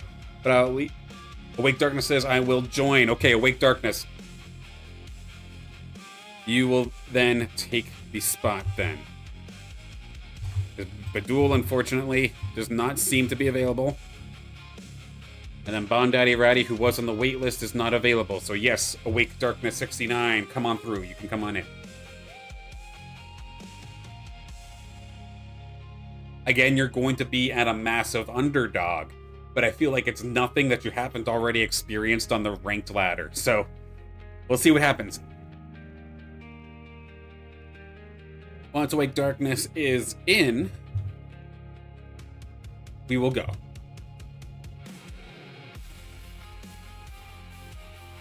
I should probably get you the code.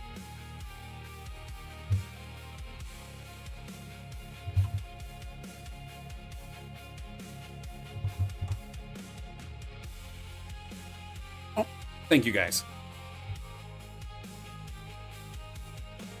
Yeah, that's okay. Yeah, Ratty eventually messaged me on Discord, so I figured that all good. He just wrote to you as well. Gotcha. No worries. And yeah, moving into, say, next week, for example, we'll fire this off, because I just saw the lobby load on in. There's Awake Darkness. There they are. All right. Good luck. Have fun, everybody. Let's get into our main event here in just a moment's time. And while we're loading in, just going to quickly make the mention, of course, going into next week, as long as the want is there, I would love to turn House League into more than just 3 matches. I would love to have 4. What I would love to be able to have, because I know that our community, our regulars here in House League, is very heavily leaning towards the Monarch Masters. And with that, I want to give more people more opportunities to play. I do not like people getting stuck on the wait list. That makes me sad when that happens, because I know people want to play, but we just don't have the room for them. So, in instances where we have enough signups early enough, I would love to get a second lobby worth of Monarch Masters with full prizing compared to what we saw before with my rushed Monarch Masters Encore match when we did it before. I would love to have 2 full lobbies worth of Monarch Masters and go for it that way. And then I would also keep them seated as well. Like, the first Monarch Masters lobby might be the I mean, I'm not going to call anybody in Monarch Masters weak, but it would be the weaker lobby between the two, where then Monarch Masters from whoever wins the first one could then go into the hard one, so to speak. I'd love to keep that kind of progression system, but it's only going to happen that way if there is the interest. But do know I am absolutely on board for it if it does happen. I'm completely A-okay, and I would have time to get a 4th game in on the regular here in House League. The same thing could apply for, say, even Lynx League or Carablu, too. Carablu, I mean, we're having a hard time just filling up one lobby as of this moment, but I imagine it won't be that way forever. But same thing with Lynx League, especially as a bunch of our Carablus are probably on the verge of graduating into Lynx League. I'd love to have a second Lynx League and apply full prizing for that, too. But as you could probably hear, in the background, shots fired. That means it's game time now, doesn't it? Hop in there in just a second. Actually, as I'm randomly clicking the wrong buttons. Let's get into the game.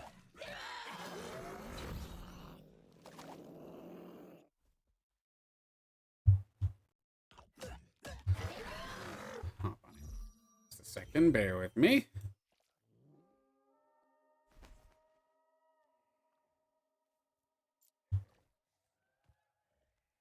All right.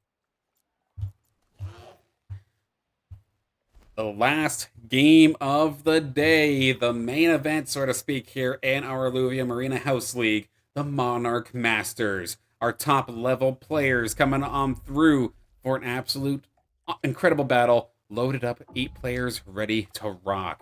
We have in this lobby, we've got Sota Hype, probably our most winningest of the Monarch Masters. We have Hector from Mad Dogs. We've got Dr. Spoon, who's right on the tail of Sota, if I recall correctly, in regards to most wins here in the Monarch Masters. From the Lynx League, taking the bump, it's going to be Mouthpuck or TPA coming on through. Zico Perico going to be joining us here as well. Always looking to play with the big guns, so to speak, and has definitely popped off on occasion here. Looking for another one. Same thing here with Tank the Bank joining us here once again. I think 3rd week in a row we're going to see Tank the Bank here in action. Good to see. Wolverine 777 Hype as well, one of our multi-time Monarch Masters winners. Then last but not least, also joining us after a fantastic run in the Lynx League, is going to be Awake Darkness 69. Region this time by, we're going to be playing at Crystal Shores. We're just going to be getting a free shop reroll every single round. So maybe a little bit more forgiving for anybody who wants to take a little bit of risk on a level 5 roll down kind of build, or save them for later if you want. There's many options that you can go for this way. Weapons this time by, Sota's got the big guns. We do see the Strike Boomerang coming on through. Again, arguably the best weapon in the game currently, allowing for Inferno Behemoth as well as Inferno Arcanite. Hector going to be picking up the Rogue weapon with the Quake Maulers. That's going to be looking for maybe some Granite Vanguard. Hector set up for Rogues. Tank the Bank set up with this Nature Empath Staff, that Elderwood Staff. You could go a handful of different ways with this, we'll have to see. Dr. Spoon, maybe looking to get feisty here. We see the Sylphid Blade, that's the Water Fighter weapon. TPA's got the Vinebound Cleaver for potentially some classic Verdant Vanguard. But we saw what they did in in the Lynx League, where they went for a Spore variant. Maybe that's another way they can go. Zico Perico does have that Tempest Lance coming on through. That's your Air Bulwark weapon.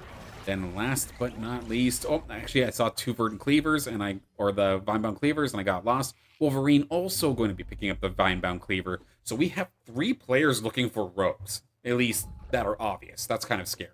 And then last but not least, Awake Darkness with the Ember Bastion. That's your Earth Bulwark weapon. Take a look at the economy as we get into our first NPC round outside of these starting rounds. And economy-wise, we have a ton of Lynxes, at least off the start here, as per usual. But in terms of credits, it's going to be Awake Darkness 69, who was above 70 at one point. Hector was above 70 as well, just hit level 5 now. And let's start from the top, why don't we? We do have Sota Hype versus Dr. Spoon, 2 of our, again, highest winning players in regards to Illuvium Arena House League here in the Monarch Masters. See where it goes from there. At least for the side of Dr. Spoon, we do see a handful of the Monkey Illuvials starting to flood the bench. So if this is going to turn into mud, Doc definitely playing for that heavy roll down, probably here at level 5.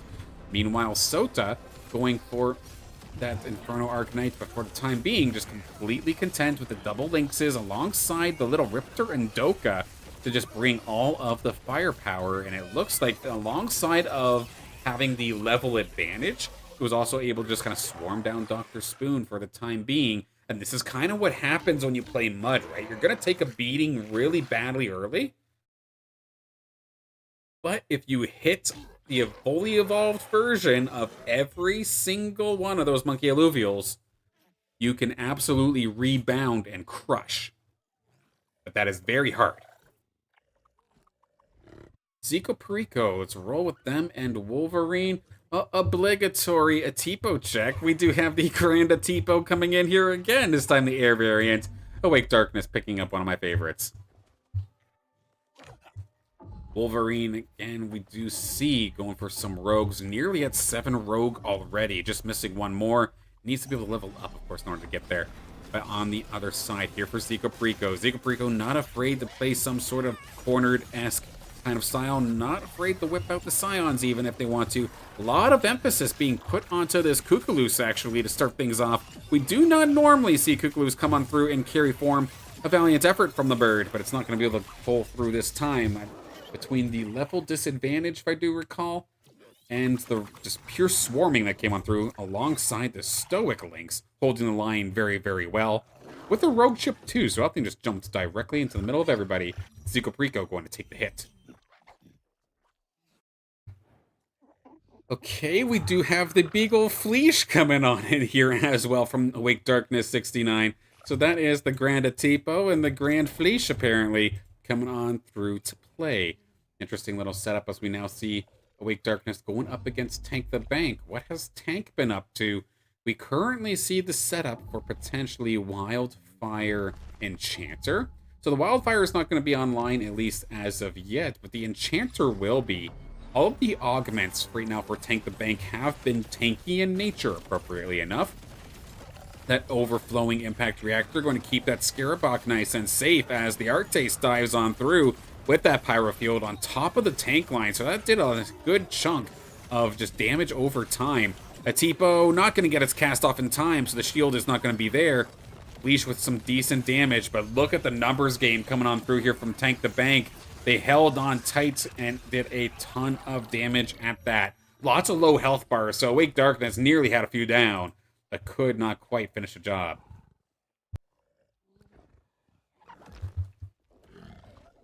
Now let's look at our winner from the last game here. Of course, in the Lynx League, we did see TPA, or Mothpuck, being able to get the win that time by. This time, they're going for something a little bit rogue-based, but they're going up against another player that is also going for something a little bit rogue-based. But the one thing that's a benefit here for TPA or for Mothpuck is that we do see the Stabbin already here. It's going to be level 39, so it's a little bit on the lower side compared to a bunch of our Monarchs. But you could very well have the Vanguard online, which they do. The Verdant Vanguard, in fact, is online and ready. That twine, its purpose is just to die. Drop the puddle and die. That's basically all it does.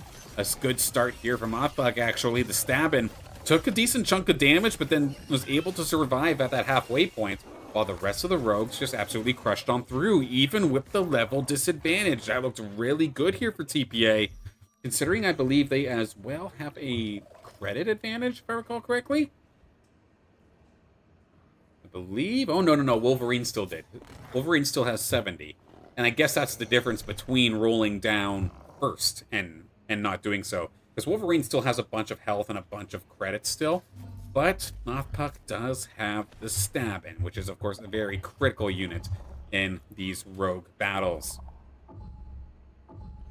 NPC round to go into our mid-game portion of our Monarch Masters main event. Currently leading, Sota, not been touched at all just yet. Looking to set up for that Inferno Arcanite. I see the Moth, I see the Snake. They are there, ready to rock. Heck, even the Shoe Bill, the Fern coming on through for support. Sota early on in this game, because level 7, finding a couple of those Illuvials is a nice pickup. But looking to start this one off with a bang, but we've had a bunch of action actually coming on through from the bottom here as well. These are two of the players I want to highlight in this instance, because this roll down portion right here at round 13 says a lot about how this game is going to go, as we're seeing here with Dr. Spoon. Big damage Monkier has been evolved into. Is that the full 4 mud? It's only 2. They have been stuck on Apons and stuck on Grillas. That is an absolute piss off of trying to go in for a mud-based composition. But Dr. Spoon did not fully commit to their economy just yet. So they're going to be doing some decent damage, but they're also going up against this heavy air-based team coming out here from Zika Prico that has a Kukaraf and a Riley, oddly enough, trying to deal a bunch of damage. Of course, that Riley's Omega comes out very, very quickly, but it's a little bit of an unnoticeable Omega, with it being just a tiny bit of extra burst damage on your autos, and then it steals rather auto attack damage.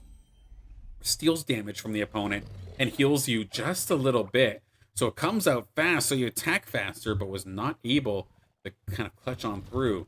Dr. Spoon can continue to roll down up to 70, but going to stay at level 6. A TB Ruko coming on through here from Zico Perico. This air team has now turned into a shock team. If they really wanted to, they could turn this into 3 shock, but I like what they have going on, honestly, a little bit more. They've actually got Tempest coming on through, which is a team composition that I do not see used anywhere near enough, but it definitely relies on your opponent not having any true sight to truly find value. Let's take a look and see how this ends up going. Awake Darkness, of course, coming from the Lynx League. Definitely the underdog and potentially on their way out if a loss is bad enough against them. The shunt from the Mammoth going to keep that Seer or that Singe away, putting it in a very awkward spot, but now it's going to be at least able to tank that Kukaraf until the stun comes out, stopping the spin.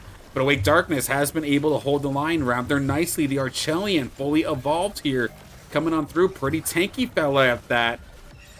And the damage here for Zico Perico is just not there yet. The Kukaraf is trying their damnedest. Stun after stun, full control, but control does not necessarily mean damage. So Zico Perico going to end up falling. There we go, first time today. Hello, beautiful. Thank you, Awake Darkness, for letting my beautiful Stoic Floor Lynx come on through. You've got a Stoic Floor Lynx and an Archelian on the same team. Awake Darkness, you're playing for my heart, aren't you? My goodness. They'll have to see, because if things don't go their way, they could be playing for their life in the game. We do see the rogues coming on through for TPA once again. So Zico Perico and Awake Darkness both down into the 20s. Depending on how bad a loss would be, it could knock them out. They might have 1 extra in the tank, depending on how it goes. But with both these teams running a little bit of burdens, we have chips online. I haven't even acknowledged that yet, haven't we? We've got the Verdant Affinity chips on both sides. We're going to see just an absolute flood of verdant puddles all over the place. And right now, I'd argue this doesn't look too bad for TPA. That stabbing is still doing a ton of damage, but if it can get focused down, Fleesh, can you get him? The Archelian does, actually. Now that the stabbing's gone, there's just so much tank. I don't think that TPA can break through this. Awake Darkness is going to keep themselves in this game again, coming from the Lynx League, and keep themselves in the game here against some of Illuvium's best. Now let's see. I want to take a look and see what's happening with Zico Perico. They're also going up against TPA now in this instance. The 4 Tempest is now online here for Zico Perico now that the Mammoth has joined the squad. And is there true sight? There is after 10 seconds. It does not show up immediately. So for the first couple of seconds here in this fight for TPA, their rogues are essentially going to do negative damage. It's just going to be charging the Tempest units because, of course, for funding energy and gaining Omega power, that is the style here of Tempest. We do not see it very, very often. Not that it's bad, but one thing that's kind of unfortunate, actually, the stabbing is stuck in the corner. But granted, at the same time, that might be a little bit of a benefit. That stabbing didn't start swinging until it had true sight. So this is actually not necessarily a bad thing, as long as the rest of these Illuvials can stand tall. TPA, though, is going to be heavily relying on that Lynx, heavily relying on that Penguin. The stabbing so low. Shot from the Mammoth stuns everything. And the Kukaraf right on top. Big damage here. Zico Perico, big win on TPA. NPC round to bring us into the early stages of our late game. Let's take a look and see where we stand. A lot of people, essentially 4th on down, have spent everything they have. So this NPC round coming at a beautiful time for all of them. Wake Darkness down to 3. Tank the Bank down to 19 HP. So we could have a handful of eliminations in very quick succession here if the players are not careful. Let's take a look. Tank the Bank, who are you going up against? You're going up against Dr. Spoon. Awake Darkness up against Hector. We haven't really gotten to see Hector too much here in this game. So let's see how they do versus Awake Darkness. Any sort of big upgrades? Rip Lance coming on through here for Dr. Spoon. And they've successfully summoned all of the fully evolved monkeys. The Monkeyear is here. We saw that before, but they were missing the Gorilla and Apon. Those are here now, and they have their Berserker buddy now here with that big old Scorpion being the Rip Lance. That's going to be a scary team for later. Hector got a massive upgrade here at the very end. One more Vanguard. Oh my god. One more beautiful Vanguard at that. A perfect Malura. That is absolutely terrifying here for Awake Darkness. That's a lot of beefy bodies trying to protect this Furiox. But can they get the job done? Dust Chip added to the Malura. So if that Malura gets on top of that Furiox, this game could be over. Big Charm into stun. That backline has been stunned up for a good 5 seconds here, really allowing for these rogues to go absolutely nuts on the front line. Lots of low health bars now, though, here for both sides. Hector's side gets low, but they've made it to the squishy bits, and that is going to be our first eliminations here in this game. We lose not just Awake Darkness in 8th, but Tank the Bank as well, going to fall in 7th place. Valiant efforts, everybody. I hope you had fun regardless of where you finished. I look forward to hopefully seeing you again on the field sometime soon. Zico Perico and TPA, the next ones that could potentially be on the way out if things don't turn around for them relatively quickly. Gonna ride along with Hector once again. Want to see this team up against this now newly evolved Octius that is set up with those double singulating Omega reactors, turning this into a bit of a pseudo invoker. But lots of Tempest here as well. That is the more important thing. Lots of dodging and charging of Omegas onto a lot of these Illuvials that focus very heavily on crowd control. If they could somehow keep that Octius safe, that will be critical into whether this is a win or not. But this Malura is snowballing damage. Echoing Force Reactor every single elimination, doing more and more damage. The Rake falls. All the rogues have fallen. Actually, it's just Malura, Zico Perico. They're still in the game, but we do lose TPA. From the Lynx League all the way up to 6th, the valiant effort. And again, congratulations on your run in the Lynx League. Those prizes will still be on the way, and a valiant effort here versus some of Illuvium's best. Oh god, Hector. With a double big impact upgrade. First and foremost, this perfect Vermiliere coming to join the squad here. Revenant, Spore, But now, of course, just going to be an absolute beefy fella diving on in. We do also, might argue more importantly, Umber is here, the hyper carry, when the Penguin cannot be summoned. But you gotta deal with these mud units. If the Umber gets tapped by any of these mud units, its stats will be stolen, and they absolutely have been. It's gotten chunked so quickly, it's not even funny. Mud is here to stay. The Doctor is in, and the Scorpion has the syringe directly set for that Malura. Big ol' stab, and that's going to bring Hector down to 8, and we do lose Zico Perico here in 5th. A valiant effort, Zico Perico. I hope you had fun, no matter where you finished.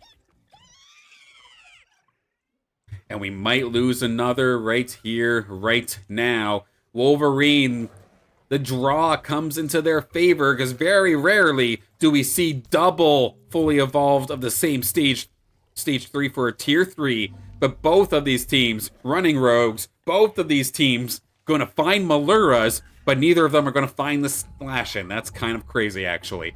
But this is going to be tough because, of course, Hector has the Umber. That's going to be the big one. And we do see Granite now online. Granite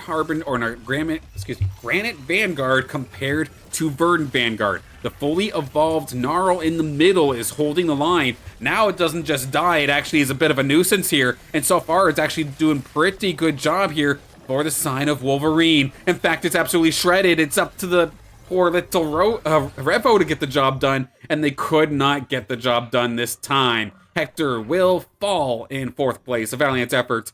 It's weird seeing so many rogues, but Hector pivoting towards the Umber, a nice choice, a valiant effort. Hope you had fun no matter what. Now with all of the rogues slain, could this be the opening now here for Wolverine to roll for Slashin'?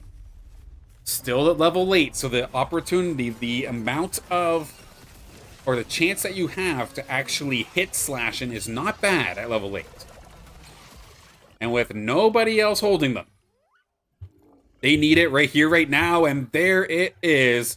Very rarely will you see me actually showcase this damn penguin, because this thing is the haunter of my dreams. But fully evolved penguin onto the field, right in time, going up against Sota, whose win streak has been hit a couple of times, but they also have found the nuts in regards to an Inferno composition. Scoriox is here, the download is complete, and they have plenty of attack augments, including making it Inferno. So that is going to be very scary for Wolverine to have to deal with. A couple last minute moves to get that Scoriox actually directly into the front lines, so these rogues jump over it. Double Arctase going to be coming on through, so the double Pyro Fields, double AC 130s flying on through, but they get charmed actually. They don't get to use that Pyro Field at all. Holy smokes, the rogue have gotten absolutely crazy. The Scorioxes are down. Malura, oddly enough, being the carry in this instance. It's not usually the one that's seen as the carry, but holy smokes, it's coming on through. Ramp fight, do you have an answer? No, you don't. It's going to be the Verminio and the Malura that actually come on in clutch here, keeping Wolverine in the game. Now things get scary. Did I read that correctly? Did somebody find a seer? Yes, they did. But how about on the other side? The big bird has arrived. Phosphorus is here. So this is going to be crazy. How do you want to set this one up? Set up for snowballing hyper carry Phosphorus. But look at the level on this thing. Compared to the rest of the carries here for Sota, this thing's only 41. I say only 41. But again, of course, the tier 3 or tier 5 stage 3s, they start at level 40. So this is still a rather young Phosphorus here for Sota, going up against Dr. Spoon, who's got, again, the mud online. If that Phosphorus gets tagged, it could be scary. Oh god, it nearly got bursted in one shot. The 1-2 punch coming out here from the mug here. This isn't even close. Dr. Spoon on absolute cruise control. Wolverine going up against Dr. Spoon as well. It's going to be some of the same. Wolverine will end up falling here in 3rd place, just making it into the prizing. GG's nonetheless, Wolverine. Congrats on making it up onto the podium once again here in the Monarch Masters. Hope you had fun. Now, how the hell do you deal with this mud squad coming on through from Dr. Spoon? Both players have spent the bank. There are no further upgrades that can be made. Both of them were fighting for polar bears. Neither of them are going to get it, but Dr. Spoon has the behemoth. There's actually a berserker chip in here somewhere, isn't it? It's onto the polar bear, in fact. So we've gotten just an absolute crazy team coming out here from Dr. Spoon, because of course, even if any of those berserkers fall low, the Indomitable will save them for just a couple of moments, and this is absolutely ridiculous. The Mud Squad coming on through big time, not enough to take Sota out just yet. But there will not be an NPC round. It is all or nothing right here, right now. That one was at least a little bit closer. It was more so down to 3 or 4 Illuvials left for Dr. Spoon. But the problem is that Rip Lance as well. It might not be a mud unit, but it's a berserker. It's absolutely flourishing with the partnership of that Exalted Monkier. Couple last minute moves. A Fernite in the proper position to be able to line up with that Scoriox. Potentially line up here with the Phosphorus as well. Turn those Illuvials both into absolute machine guns. But here comes the Swarm. The Infernal Skyfall from the ramp fight is basically an airball. And with that, the Snowball is just going to keep on rolling down the hill. Ramp fight one more time. Will end up getting taken down. The final kill is actually from the Apon of all things. With the Thunderclap, gonna shut things down. Welcome back to the top of the Monarch Masters, Dr. Spoon. Congratulations on the win. Incredible game once again.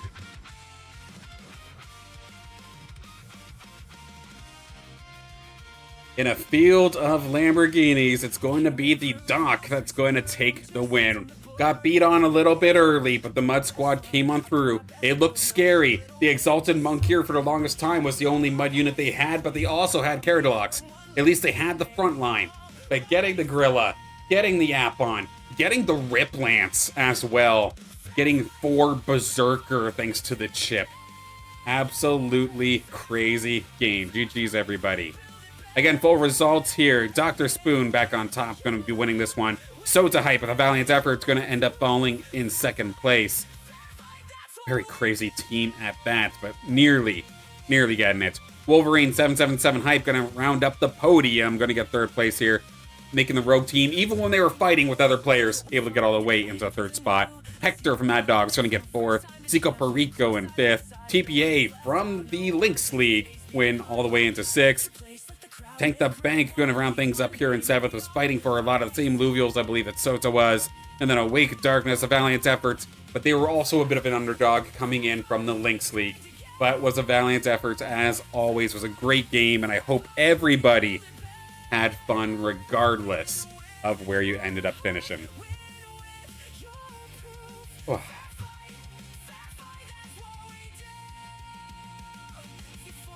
Hector says, I can never be top 3. Level 41 Ranger. What are you missing? Or is that just based off of the average? Alright. So Dr. Spoon. Sota Hype. Wolverine.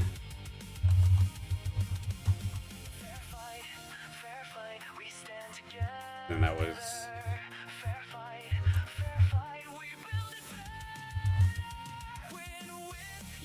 Oh no, hang on a second. That was Robert Tacho. Ethit and Yin. And then why am I pulling a blank on the Lynx League? That was Mothpuck. I'll need to I'll need to snag their tag in a second here. I always forget it. Awake Darkness 69.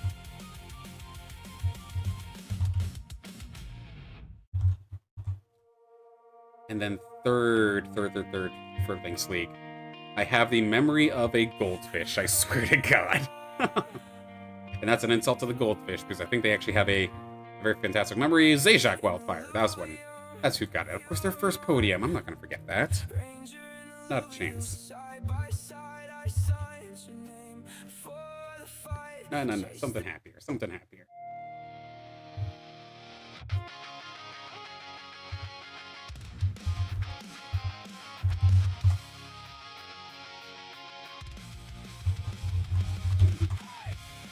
I'll make sure to go grab that. All right, perfect.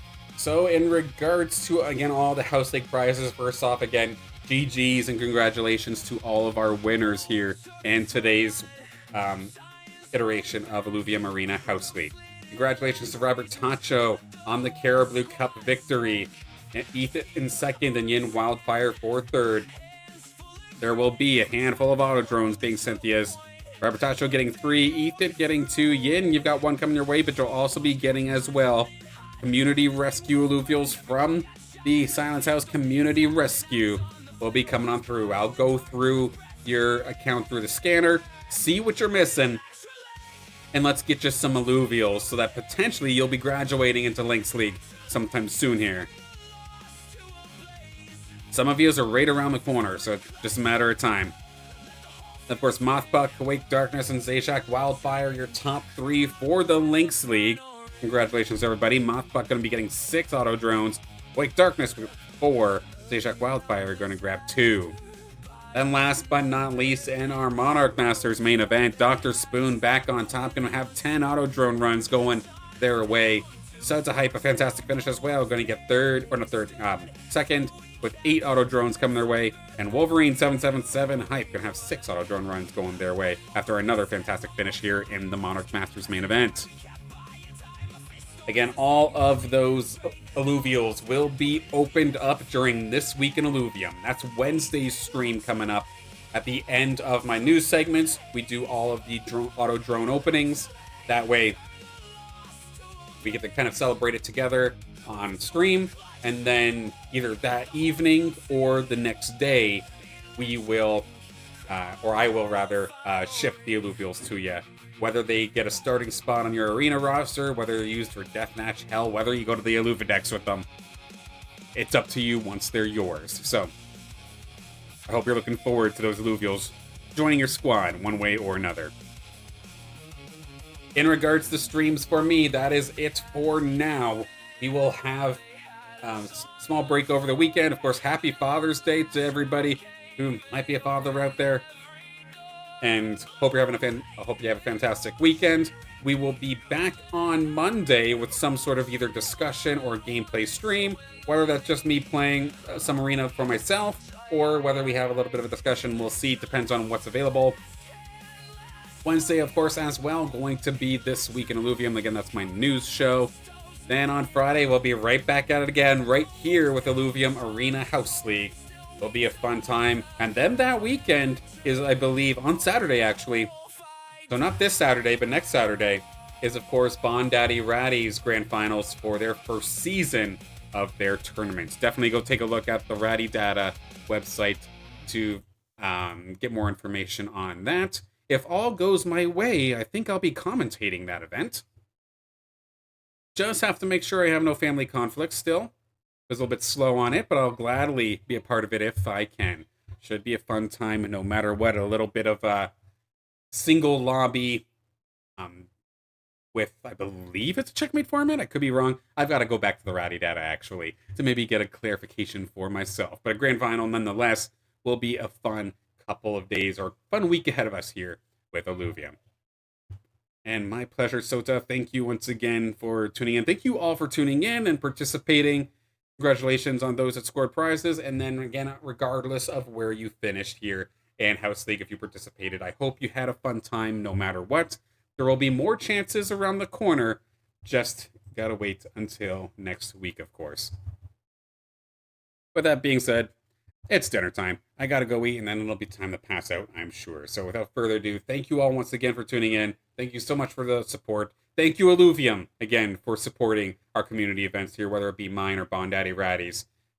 Big thank you for supporting community events. And with that, have a great night, everybody. Take care. Woke up tired, didn't sleep all night. Mine's still running like a traffic light. Red for stop and green for go. I'm stuck somewhere in between them both.